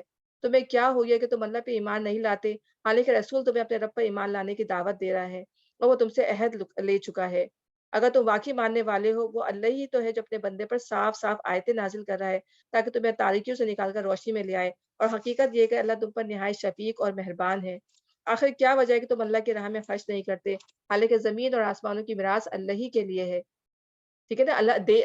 اللہ تعالیٰ، کیونکہ جب قرض حسنہ کی باتیں بھی آئے گی کہ ہم پڑھیں گے کہ آسمانوں کی میراث اللہ یعنی اللہ تعالیٰ ہی ہمیں دے رہا ہے اور اللہ تعالیٰ ہی تم سے تقاضا کر رہا ہے کہ تم اس کے راستے میں خرچ کرو۔ تم میں سے جو لوگ فتح کے بعد خرچ اور جہاد کریں گے، وہ کبھی ان لوگوں کے برابر نہیں ہو سکتے جنہوں نے فتح سے پہلے خرچ اور جہاد کیا ہے۔ جیسے کل میں نے آپ کو بتایا تھا نا، جس طرح کے جو جنگ بدر میں جن لوگوں نے جانیں دی تھی، جو جہاد کیا تھا، جو صحابی مطلب جو بچ بھی گئے تھے، جن کی جان اللہ تعالیٰ نے سلامت رکھی تھی، ان کا درجہ جو تھا وہ بعد میں آنے والے لوگوں سے جو ہے کئی گنا بڑا ہے۔ اس طرح ان فرشتوں کا درجہ بھی بہت بڑا ہے جو جنگ بدر میں لڑے تھے، ٹھیک ہے نا؟ تو اس اللہ تعالیٰ کہہ رہے اس وقت جنہوں نے خرچ کیا نا، وہ بعد میں لوگ جتنا بھی خرچ کریں اس اجر کو نہیں پہنچ سکتے، چاہے انہوں نے وہ ایک کھجور ہی کیوں نہ دی ہوئی ہو۔ ابھی میں کل یا پرسوں مجھے صابرہ نے شاید بھیجا تھا ایک لیکچر، بڑا خوبصورت جو تھا، اس نے لکھا کہ اصل میں خرچ کرنا یہ ہے کہ آپ کا دل حلق میں آنے لگے، اصل میں خرچ وہ ہے۔ یہ $10 اور $20 یہ اصل میں خرچہ نہیں ہوتا کہ جو ہے آپ نے نکال دیا اور آپ کا دل جو ہے وہ خرچ اللہ کے راستے میں جو صدقہ دینا ہوتا ہے وہ یہ کہ آپ کا دل حلق میں آئے دیتے ہوئے، دل مطلب آپ کا ہو کہ میں نے اتنا پیسہ دے دیا اللہ کے راستے میں۔ بڑی اچھی بات ہے، مجھے بڑی خوبصورت لگی، مجھے صابرہ نے بھیجی تھی وہ بات۔ تو پھر کسی نے یہ کہا کہ اس زمانے میں تو جو ہے وہ لوگ ایک کھجور بھی دے دیتے تھے، تو وہ یہ کہنے لگا کہ وہ کھجور ہی تو ان کی زندگی تھا، ہو سکتا ہے اس کا رات کا کھانا ہی کھجور ہو، جو اتنی محنت سے وہ کماتے تھے ان کے پاس تو کھانا ہی نہیں ہوتا تھا، ان کا تو کھانا ہی کھجور ہی ان کا کھانا تھا، تب بھی وہ کھجور بھی جو تھے وہ دے دیتے تھے اللہ کے راستے میں۔ تو کتنی بہترین بات تھی جو اس کی مجھے بہت دل کو لگی وہ بات، کتنی بہترین اس نے وہ بات کہی تھی کہ خرچ اللہ کے راستے میں ایسا مطلب یہ نہیں کہ ہم $10-20 دے کے یا اتنے ڈالر دے کے ہم پرسکون ہو کے بیٹھ جاتے ہیں کہ ہم نے خرچ کر دیا اللہ کے راستے میں اور بہت ہمارا دل مطمئن ہو جاتا ہے۔ خرچ ایسا ہوتا ہے کہ وہ واقعی اس نے بڑی خوبصورت بات دی کہ دل نکلے باہر کہ ہاں میں نے اللہ کے راستے میں اتنا نکال دیا۔ وہ بظاہر اللہ تعالیٰ یہ کہتا ہے کہ پھر انسان کی جو دل جو ہے وہ تنگی پر وہ کیے گئے ہیں، تنگی پہ بنائے گئے ہیں، یعنی انسان کے دل جو انسان جو ہے تنگ دل ہے۔ شو کا نفس شو یعنی نفس جو ہے وہ شو میں ڈالا گیا ہے، تنگی میں ڈالا گیا ہے انسان کا نفس۔ اور کوئی بھی ہو، میں مطلب یہ نہیں بات کری کہ کوئی بھی، ہم بھی ایسی ہیں، جب خرچ کرتے ہیں تو واقعی بس ہم جتنا ہم کر سکتے ہیں ہم کریں گے، اس سے زیادہ نکالتے تو ہمارا دل بھی گھبرانے لگتا ہے کہ وہ اتنا زیادہ کیسے نکالیں، ٹھیک ہے نا؟ تو ایک بات اس نے کہی تھی تو میں آپ کو اس لیے بتا دی، مجھے بڑی پسند آئی تھی وہ بات کہ واقعی میں اگر اللہ تعالیٰ اس زمانے میں اللہ تعالیٰ اسی طرح کا تقاضا کر رہے تھے کہ اتنا نکالو، جو بھی تمہارے پاس ہے وہ سب دے ڈالو۔ اور ہم نے دیکھا تھا غزوہ تبوک کے موقع پہ جو حضرت ابوبکر اپنے گھر کا سارا سامان لے آئے تھے اور حضرت عمر جو اپنے گھر کا آدھا سامان لے آئے تھے، اور جب اپنے گھر کا آدھا سامان لے کے جا رہے تھے تو وہ دل میں سوچ رہے تھے کہ آج تو میں ابوبکر سے بازی لے جاؤں گا، کہ وہ ہمیشہ مجھ سے بازی لے جاتے ہیں۔ جب گئے تو دیکھا کہ حضرت ابوبکر اپنے گھر کا سارا سامان لے آئے تھے، کہتے ہیں آج بھی یہ مجھ سے بازی لے گئے۔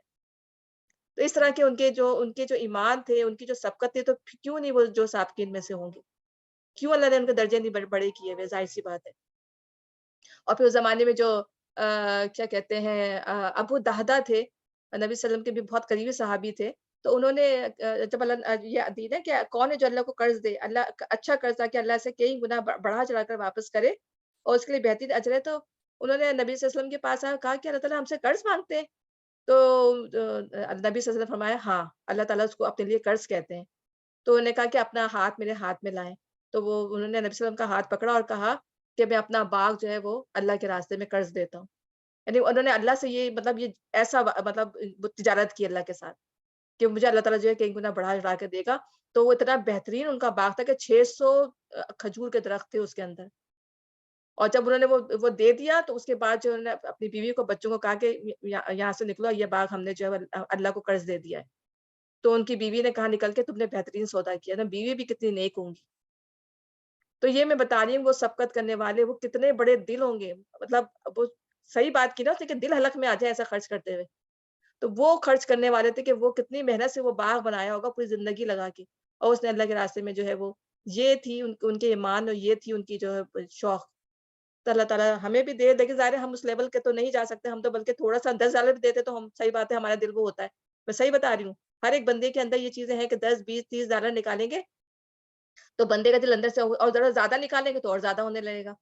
تو اللہ تعالیٰ ہمیں توفیق دے کہ ہم اللہ کے راستے میں دینے والے بنے، اور اس کے لیے بہترین اجر ہے۔ اس دن جب کہ تم مومن مردوں اور عورتوں کو دیکھو گے کہ ان کا نور ان کے آگے آگے ان کے دائیں جانب دوڑ رہا ہوگا، ان سے کہا جائے گا کہ آج بشارت ہے تمہارے لیے، جنتیں ہوں گی جن کے نیچے نہریں بہ رہی ہوں گی، جن میں وہ ہمیشہ رہیں گے، یہی بڑی کامیابی ہے۔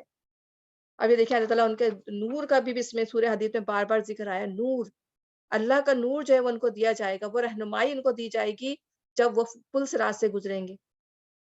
کیونکہ باقی راستوں میں تو رہنمائی ملتی رہے گی، لیکن یہ کہ اصل میں پل صراط جو ہوگا اس پہ نور کی ضرورت پڑے گی، بالکل اندھیرا اندھیرا گھاٹی ایک راستہ ہوگا جو جس پر سے گزریں گے لوگ، اور اس میں جو ہے ان کا نور ہی جو ہے وہ بیسیکلی نور کیا ہوگا، وہ ان کے وہ تمام اعمال ہوں گے جو ان کے جسموں سے نکلیں گے، ان کے جسموں سے، ان کے کیا کہتے ہیں ہاتھ پیروں سے جو ہے وہ نکلیں گے، وہ نور ان کے جسم سے نکلے گا۔ اور نبی صلی اللہ علیہ وسلم نے فرمایا تھا کہ میں اپنی امت کو اتنی تمام امتوں میں سے اپنی امت کو پہچان لوں گا۔ تو صحابہ نے کرام نے کہا کہ کیسے؟ انہوں نے کہا کہ ان کے جو وضو کے اعضاء جو ہے وہ چمک رہے ہوں گے، ان کے جسم سے نور جو ہے نکل رہا ہوگا، اور ان کے جو ہے دائیں اور بائیں جو ہے نور دوڑ رہا ہوگا، میں اپنے جو ہے امت کو پہچان لوں۔ کتنی بڑی بات ہے، اور وہ نور جو ہے وہ اللہ ہی تعالیٰ عطا فرمائے گا۔ کسی کا نور جو ہے وہ احد پہاڑ کے برابر ہوگا، کسی کا نور جو ہے وہ اس سے کم ہوگا، اور سب سے کمزور ایمان والے کا نور جو ہے وہ صرف اس کے پیر کی جو یہ ناخن ہے وہاں پر ہوگا، جو وہ بھی کبھی ٹمٹما رہا ہوگا، کبھی روشن ہو رہا ہوگا، اس اندھیرے میں اور روشنی کو دیکھ دیکھ کے وہ چل رہا ہوگا۔ تو اللہ ہمیں اپنے نور کے لیے دعا کرنی چاہیے کہ اللہم اتمم لنا نورنا فاغفر لنا انک علی کل شیء قدیر۔ تو ہمیں نور کی دعا مانگنی چاہیے، تعالیٰ ہمارے اس دین کو ہمارے لیے، جب کہ کوئی نور نہیں ہوگا، اندھیرا ہوگا، وہ جس راستے سے گزرنا ہے وہ اندھیرا راستہ ہوگا بالکل، اور اسی راستے پہ جو ہے وہ مشرکین بھی اسی راستے میں جو ہے منافقین بھی جا رہے ہوں گے، وہ پیچھے پیچھے مسلمانوں سے کہیں گے کہ ہمیں اپنے نور میں سے کچھ دے دو، تو کہا جائے گا نہیں، آپ اپنا نور کہیں اور تلاش کرو، جب ہم تمہیں بلاتے تھے تم تو اس وقت ہمارے پاس آتے ہی نہیں تھے۔ تو اس وقت جب کہ تم مومن مردوں اور عورتوں کو دیکھو گے کہ ان کا نور ان کے آگے آگے ان کے دائیں جانب دوڑ رہا ہوگا، ان سے کہا جائے گا آج بشارت ہے تمہارے لیے، جنتیں ہوں گی جن کے نیچے نہریں بہہ رہی ہوں گی، جن میں وہ ہمیشہ رہیں گے، یہی بڑی کامیابی ہے۔ اس وقت منافق مردوں عورتوں کا حال یہ ہوگا کہ وہ مومن سے کہیں گے ذرا ہماری طرف دیکھو تاکہ ہم تمہارے نور سے کچھ فائدہ اٹھائیں، مگر ان سے کہا جائے گا پیچھے ہٹ جاؤ، اپنا نور کہیں اور تلاش کرو۔ پھر ان کے درمیان ایک دیوار حائل کر دی جائے گی جس میں ایک دروازہ ہوگا، اس دروازے کے اندر رحمت ہوگی، یعنی ان کا راستہ ڈیفرنٹ کر دیا جائے گا، یعنی وہ جنت میں داخل کر دیے جائیں گے۔ کہاں ان کا جا کے ختم ہوگا؟ جنت کی طرف، کہ وہ جنت میں داخل کی، کیونکہ جو دروازہ جو بند ہوگا وہ دروازہ ہوگا جب وہ انٹر ہو جائیں گے جنت کے اندر، اور ان کو جو ہے دھکیل کر جہنم کی طرف نکال دیا جائے گا۔ اس دروازے کے اندر رحمت ہوگی اور باہر عذاب ہوگا، اللہ تعالیٰ بچائے پروردگار۔ وہ مومنوں سے پکار پکار کر کہیں گے کہ ہم تمہارے ساتھ نہ تھے؟ مومن جواب دیں گے ہاں، مگر تم نے اپنے آپ کو خود فتنے میں ڈالا، موقع پرستی کی، شک میں پڑے رہے، اور جھوٹی توقعات تمہیں فریب دیتی رہی، یہاں تک کہ اللہ کا فیصلہ آ گیا۔ تو انسان جو ہوتے ہیں وہ ویٹ کرتے رہتے ہیں نا، وہ کہتے ہیں نا کہ اللہ تعالیٰ خود فرماتا ہے کہ کنارے پہ رہ کر بندگی کرتا ہے، کہ اب صحیح ہو گیا، بات چیت مطلب معاملہ صحیح ہو گیا تو میں ان کے ساتھ مل جاؤں گا، اور معاملہ غلط ہوا تو میں کافروں کے ساتھ مل جاؤں گا، کنارے پہ رہ کر جو ہے اللہ کی بندگی کرتا ہے، یہ ہے منافق۔ تو موقع پرستی میں رہتا ہے، تو اس وقت وہ جو ہے اس نور سے محروم کر دیے جائیں گے، اور آخر وقت تک وہ بڑے دھوکہ باز تمہیں اللہ کے معاملے میں دھوکہ دیتا رہا، لہٰذا آج نہ تم سے کوئی فدیہ قبول کیا جائے گا، نہ ان لوگوں سے جنہوں نے کھلا کھلا کفر کیا تھا، تمہارا ٹھکانہ جہنم میں، وہی تمہاری خبر گیری کرنے والی ہے، اور یہ بدترین انجام ہے۔ اللہ تعالیٰ ہم سب کو سے بچا۔ کیا ایمان لانے والوں کے لیے بھی وہ وقت نہیں آیا کہ ان کے دل اللہ کے ذکر سے پگھلیں اور اس کے نازل کردہ حق کے آگے جھکیں؟ یہ بتایا جاتا ہے کہ یہ جو آیت آئی تھی 17 سال بعد جو ہے دہلا دینے والی آیت آئی تھی، کہ مسلمانوں کے اوپر یہ ابھی وقت نہیں آیا کہ ان کے دل جو ہے اللہ کے ذکر سے پگھلیں، یعنی اللہ نے اتنی اسٹرانگ یہ آیت اتاری ہے کہ انسان کا دل جو ہے وہ دہل جانا چاہیے اس کے اوپر، کہ لیکن ہم جو ہے قرآن پورا پڑھ جاتے ہیں لیکن ہمارے دل کے اندر کوئی اتھل پتھل نہیں ہوتی، کوئی ہمارے دل کے اندر بے چینی پیدا نہیں ہوتی کہ ہم کیا کر رہے ہیں، مطلب ہم کچھ حاصل بھی کر رہے ہیں یا نہیں کر رہے ہیں۔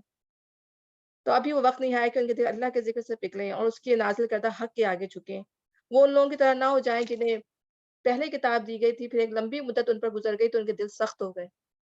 یعنی کیا ہوا کہ جب وقت گزر جاتا ہے، انسان کو کتاب مل جاتی ہے تو وہ ایک عام کتاب سمجھنے لگتا ہے، اس کی امپورٹنس اس کے پاس سے ختم ہو جاتی ہے، جی اب ہمارے پاس کتاب آ گئی، ٹھیک ہے، ہم جیسے ہم نسلی مسلمان بنے ہوئے نا، تو اس کی ان کا مزہ ان لوگوں سے پوچھے جن کو ایمان بعد میں نصیب ہوتا ہے، جو ریورٹ ہوتے ہیں، جو اسلام قبول کرتے ہیں، اس کی کیفیت، اس کا مزہ ان سے پوچھیں کہ ان کو کیا لذت ملتی ہے جب وہ اسلام حاصل کرتے ہیں۔ ہم تو بچپن سے یہی سنتے ہوئے آ رہے ہیں، دیکھتے ہوئے آ رہے ہیں، ہم نے اپنے ریچولس کر لیے کچھ، اور کچھ ہم نے اذکار پڑھ لیے تو ہم سمجھتے ہیں کہ بس ہمارا کام ختم ہو گیا۔ تو ایمان کی جو حقیقی لذت ہے وہ ہمارے دل میں آتی نہیں۔ میں خود بھی دیکھتی ہوں، میں نے کہا وہ چیز جو ہمیں اللہ کی جو وہ محبت ہے یا اللہ تعالیٰ کی جو آیات پڑھ کے جو ہماری کیفیت ہونی چاہیے وہ ہماری نہیں ہوتی، اس لیے کہ ہم اس چیز سے ابھی ناشنا ہے، وہ چیز ہمارے اندر آئی نہیں ہے، اور اس کی سب سے بڑی وجہ یہی کہ دنیا کی محبت، اور ابھی ہمارے جب تک دل میں دنیا کی محبت رہے گی ہمارے اندر وہ کیفیت آ ہی نہیں سکتی۔ میں سچ بتا رہی ہوں کہ میں اپنے اپنے اندر بھی وہی کیفیت فیل کرتی ہوں کہ جب تک انسان کے اندر دنیا کی کیفیت رہے گی، دنیا کی محبت رہے گی، اس کے اندر جو ہے نا وہ والی کیفیت آ نہیں سکتی۔ اللہ تعالیٰ ہمیں لوگوں میں شامل کرے جو اس کیفیت کو پا رہے ہیں۔ پھر ایک لمبی مدت ان پر گزر گئی تو ان کے دل سخت ہو گئے اور آج ان میں سے اکثر فاسق بنے ہوئے ہیں۔ جب دل سخت ہو جاتے ہیں تو پھر انسان گناہوں پہ اصرار کرنے لگتا ہے، غلط کام کرتے ہوئے اسے ڈر نہیں لگتا، وہ پھر اللہ تعالیٰ کی نافرمانیاں کرتا رہتا ہے۔ خوب جان لو کہ اللہ زمین کو اس کی موت کے بعد زندگی بخشتا ہے۔ ہم نے نشانیاں تم کو صاف صاف دکھا دی ہیں، شاید کہ تم عقل سے کام لو۔ مردوں اور عورتوں میں سے جو صدقات دینے والے ہیں اور جنہوں نے اللہ کو قرض حسن دیا ہے، ان کو یقیناً کئی گنا بڑھا کر دیا جائے گا اور ان کے لیے بہترین اجر ہے۔ دنیا میں چاہے وہ تھوڑا خلوص کے ساتھ خرچ کر رہے ہوں گے، لیکن جب وہ جب پہنچیں گے اور تو ان کے جو اعمال ہوں گے وہ راحت کے پہاڑ کے، یعنی اللہ نے نبی صلی اللہ علیہ وسلم نے ایک ایگزامپل دی ہے، یہ بہت زیادہ اس کو اپنے اعمال ملیں گے کہ میں اتنے تو عمل کیے ہی نہیں تھے، تو اسے کہا جائے کہ تمہارے صدقات ہے، تم نے چیریٹی دی تھی جو بہت خلوص سے دل کے ساتھ دی تھی، ٹھیک ہے، جب مانگی گئی تو اللہ تعالیٰ اس کو کہیں گنا بڑھا کر دیں گے اور اس کے لیے بہترین اجر ہے۔ جو لوگ اللہ اور اس کے رسول پر ایمان لائے وہی اپنے رب کے نزدیک صدیق اور شہید ہیں۔ اور صدیق کی ہم نے کل پڑھا نا کہ اللہ کے نزدیک بیٹھیں گے جو صدیق ہوں گے، جو اللہ کے پاس بیٹھنے کا مقام پائیں گے، اس کے عرش کے پاس بیٹھیں گے، عرش کے نیچے جو ہے وہ جنتیں ان کو ملیں گی اللہ کے قریب سب سے، وہ شہید ہیں اور ان کے لیے ان کا اجر، یعنی شہیدوں کی جگہ کون سی ہے؟ جنت الماوا، جہاں وہ ابھی رکھے جاتے ہیں، اور ان کا اجر اور ان کا نور ہے، ٹھیک ہے نا، وہی نور جن میں وہ چلیں گے، اور جن لوگوں نے کفر کیا اور ہماری آیات کو جھٹلایا وہ دوزخی ہیں۔ خوب جان لو کہ دنیا کی زندگی اس کے سوا کچھ نہیں کہ ایک کھیل اور دل لگی اور ظاہری ٹیپ ٹاپ اور تمہارا آپس میں ایک دوسرے پہ فخر جتانا اور مال و اولاد میں ایک دوسرے سے بڑھ جانے کی کوشش کرنا ہے۔ یہی ہے زندگی بیسیکلی، جو اللہ تعالیٰ نے 2 جملوں میں بیان کر دیا۔ اصل میں یہ زندگی جس کے لیے انسان پوری دنیا میں کوشش کرتا ہے نا، تو یہ ہے کہ انسان کیا ہے، الہاکم التکاثر حتی زرتم المقابر، غفلت پہ رکھا تم کو بہتات کی حرص نے، یہاں تک کہ تم نے قبریں جا دیکھی۔ تو انسان کے پاس جتنا زیادہ آتا چلا جاتا ہے، انسان جو ہے اتنا ہی زیادہ ہیڈ لیس ہو جاتا ہے۔ اللہ تعالیٰ کے لیسن سبق لینے کے بجائے جب وہ دنیا میں انوالو ہونے لگتا ہے، دنیا کی چیزوں میں انوالو ہونے لگتا ہے، پھر اس سے کیا ہوتا ہے، اس سے آگے بڑھنے کی طلب شروع ہو جاتی ہے، ایک دوسرے سے کمپیریزن شروع ہو جاتا ہے کہ اس کے پاس اتنا ہے تو میرے پاس بھی اتنا چاہیے، اس کے پاس یہ ہے، تو پھر انسان جب دنیا میں انہی کوششوں میں لگا رہتا ہے تو پھر وہ کبھی اس کا دل پیٹ بھرتا ہی نہیں۔ اور نبی صلی اللہ علیہ وسلم نے کیا فرمایا تھا کہ انسان کا پیٹ سے مٹی بھر سکتی ہے۔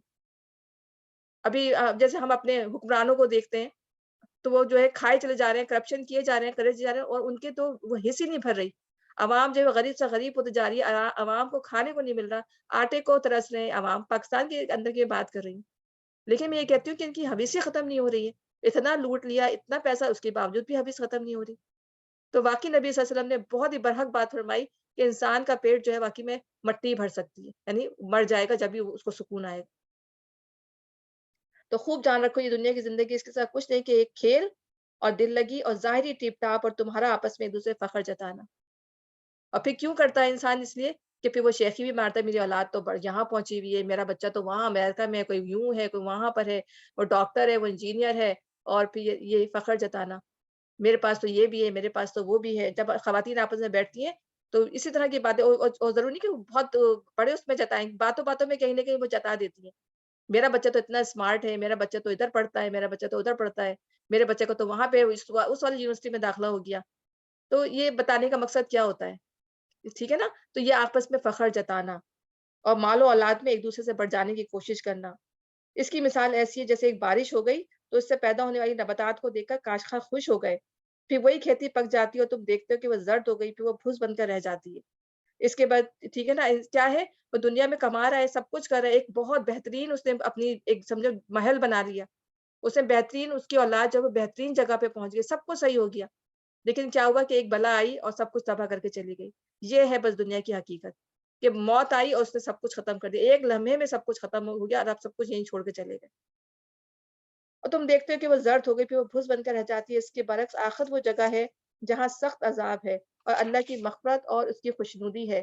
دنیا کی زندگی ایک دھوکے کی ٹٹی کے سوا کچھ نہیں، دوڑو اور ایک دوسرے سے آگے بڑھنے کی کوشش کرو، اپنے رب کی مغفرت، اس جنت کی طرف جس کی وسعت آسمان و زمین جیسی ہے، اس طرف بڑھو، اس سبقت میں، مطلب اچھے چیزوں کی بھلائیوں کی طرف دوڑو، ہر نیکی کے کام میں جو ہے وہ سبقت کرنے کی انسان کوشش کرے، اسی کی طرف سے وہ جنتیں ملیں گی جس کی وسعت آسمان و زمین کے برابر ہے، جو مہیا کی گئی ہے ان لوگوں کے لیے جو اللہ اس کے رسولوں پر ایمان لائے ہیں۔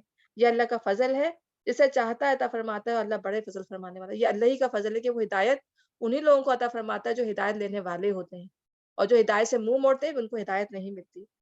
कोई मुसीबत ऐसी नहीं जो ज़मीन में या तुम्हारे अपने नफ्स पर नाज़िल होती हो और हमने उसको पैदा करने से पहले किताब में लिख ना रखा हो। तो जो कुछ भी इंसान ये समझ ले कि ये किसी किसी के कहने से नहीं आती या किसी के करने से नहीं आती, ये अल्लाह ही की तरफ से हमारी किस्मत पे जो जब इंसान को पैदा किया है ना, तो पैदा करते ही अल्लाह ताला ने उसके सारे मामलात जो है उसके साथ लिख दिए हैं, कि जी इसके साथ ये भी होगा, ये भी होगा, ये भी होगा, ये भी होगा, सब कुछ लिखा जा चुका है। तो हमने उसको पैदा करने से पहले किताब में लिख ना रखा हो, ऐसा करना अल्लाह के लिए बहुत आसान है। ये सब कुछ इसलिए ताकि जो नुकसान तुम्हें हो उस पर तुम दिल शिकस्ता ना हो। जो भी तकलीफ तुम्हें पहुँचे, कोई भी नुकसान तुम्हें पहुँचे, कोई भी परेशानी तुम्हारे पर आ जाए, तो ये सोच लो कि अल्लाह ताला ने मेरी किस्मत में लिखी थी, ठीक है ना? और उसको सब्र के साथ बर्दाश्त कर लो, और जो कुछ अल्लाह तुम्हें अता फरमाए, इस पर भूल ना जाओ, और जब अल्लाह ताला तुम्हारी मुश्किलों को दूर कर दे, तुम्हें जो है आसानियाँ अता फरमा दे, हो सकता है कि किसी की जॉब ना हो, अल्लाह बहुत अच्छी जॉब लगा दे और फिर उसके दिन बदल जाएँ, तो फिर ऐसा ना हो कि वो अल्लाह को भूल जाए और भूल जाए। अल्लाह ऐसे लोगों को पसंद नहीं करता जो अपने आप को बड़ी चीज़ समझते हैं और फ़ख्र जताते हैं।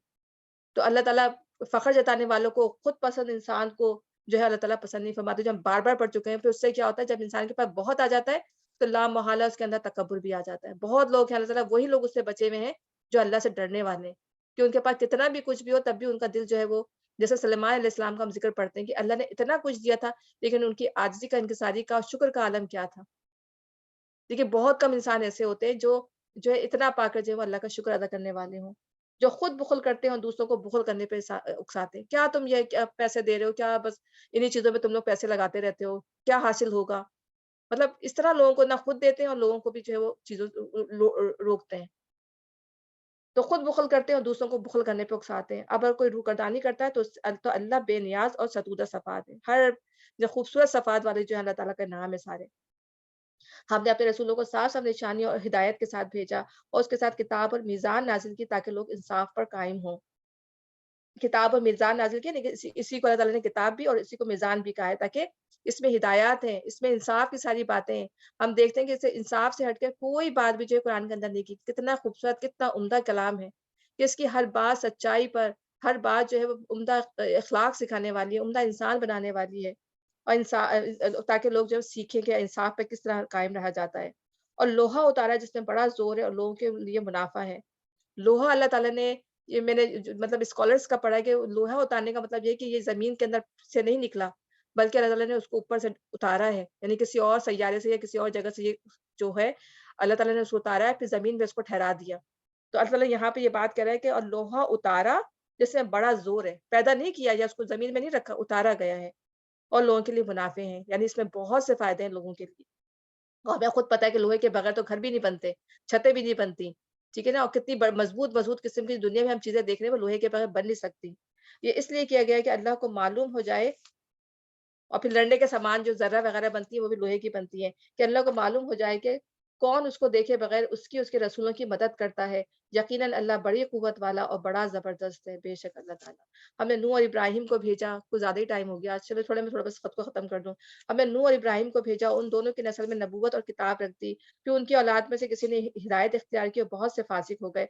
उनके बाद हमने पे दर पे अपने रसूल भेजे, उन सब के बाद ईसा इब्न मरियम को मबूस किया, उसको इंजील अता की, और जिन लोगों ने उसकी पैरवी इख्तियार की, उनके दिलों में हमने तरस और रहम डाल दिया। और रहबानियत उन्होंने खुद इजाद कर ली, हमने उसे फ़र्ज़ नहीं किया था, मगर अल्लाह की खुशनुदी की तलब में उन्होंने आप ये बिदअत निकाल ली।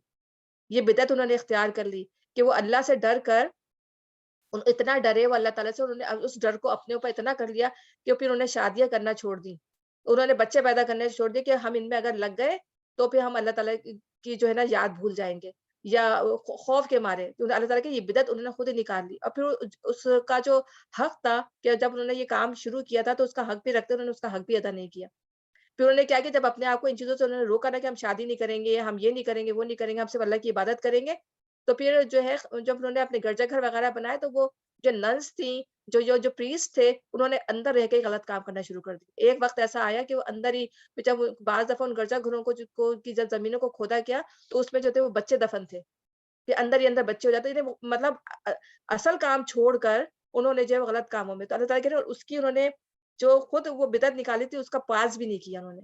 तो यानी अपने नफ्स को कंट्रोल ही नहीं कर पाए, फिर वो गलत अंदर ही अंदर रह के फिर उन्होंने गलत काम करने शुरू कर दिए। تو اپنے حلال رشتوں کو بچا کے انہوں نے غلط چیزوں کو اوپر جو ہے اصرار کرنا شروع کر دیا. تو اسی لیے نبی صلی اللہ علیہ وسلم نے فرمایا کہ اسلام میں رہبانیت نہیں ہے. تو انہوں نے کہا کہ میں شادی بھی کرتا ہوں، میں کھاتا پیتا بھی ہوں، میں روزہ بھی رکھتا ہوں، نہیں بھی رکھتا ہوں، ٹھیک ہے نا، میں جاگتا بھی ہوں، نہیں بھی جاگتا ہوں. تو نبی صلی اللہ علیہ وسلم نے فرمایا کہ جو میرا طریقہ کرے گا وہ میرے ساتھ ہوگا، اور جو اس کے علاوہ چاہے گا وہ پہ ہمارا دین نہیں ہے. تو جو ہمیں نبی اور اللہ کے نبی دیتے ہیں، ہمیں بس وہی طریقہ اختیار کرنا چاہیے.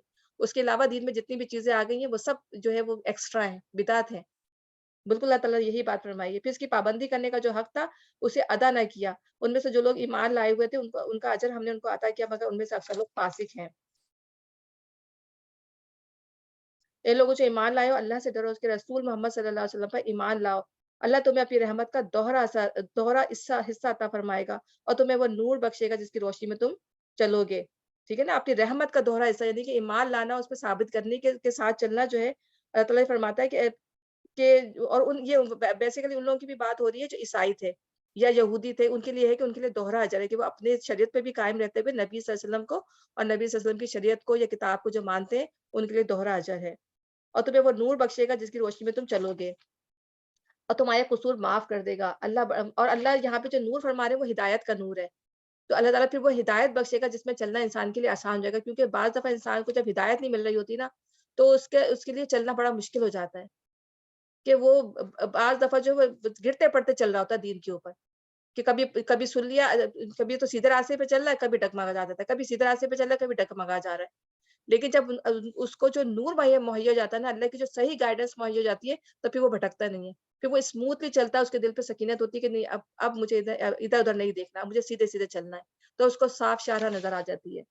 اور تمہارے قصور معاف کر دے. اللہ بڑا معاف کرنے والا ہے اور مہربان ہے. تم کو یہ روش اختیار کرنی چاہیے تاکہ اہل کتاب کو معلوم ہو جائے کہ اللہ کے فضل پر ان کا کوئی اجارہ نہیں، اور یہ کہ اللہ کا فضل اس کے اپنے ہی ہاتھ پہ، یعنی کہ یہاں پہ اہل کتاب کو بتایا جا رہا ہے کہ تمہارے ہاتھ میں چیزیں نہیں ہیں.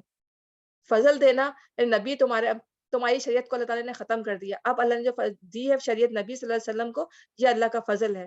وہ کسی انسان کے ہاتھ میں نہیں ہے کہ اللہ کہ وہ میں یہ جو ہے نبوت میں رکھوں یا میرے لیے نبوت ہے. یہ اللہ کا کام ہے. تو اللہ کے فضل پہ ان کا کوئی اجارہ نہیں، اور یہ کہ اللہ کا فضل اس کے اپنے ہی ہاتھ میں ہے. جسے چاہتا عطا فرماتا ہے، اور وہ بڑے فضل فرمانے والا ہے. یہ اللہ کا فضل ہے جو اپنے بندوں میں سے جس کو چاہے عطا کر دے، اپنے مومن بندوں میں سے جس کو چاہے عطا کر دے. تو یہ ہدایت بھی اللہ کا فضل ہے. تو ہمیں اس معاملے پہ، یہ قرآن اللہ کا فضل ہے جو اس نے ہمیں دیا ہے. مسلمان اس نے ہمیں بنایا، یہ اللہ کا فضل ہے. ہماری اولاد کو مسلمان بنایا، یہ اس کا فضل ہے.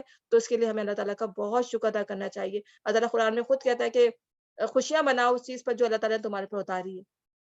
تو قرآن کے لیے اللہ کہتا ہے خوشیاں مناؤ.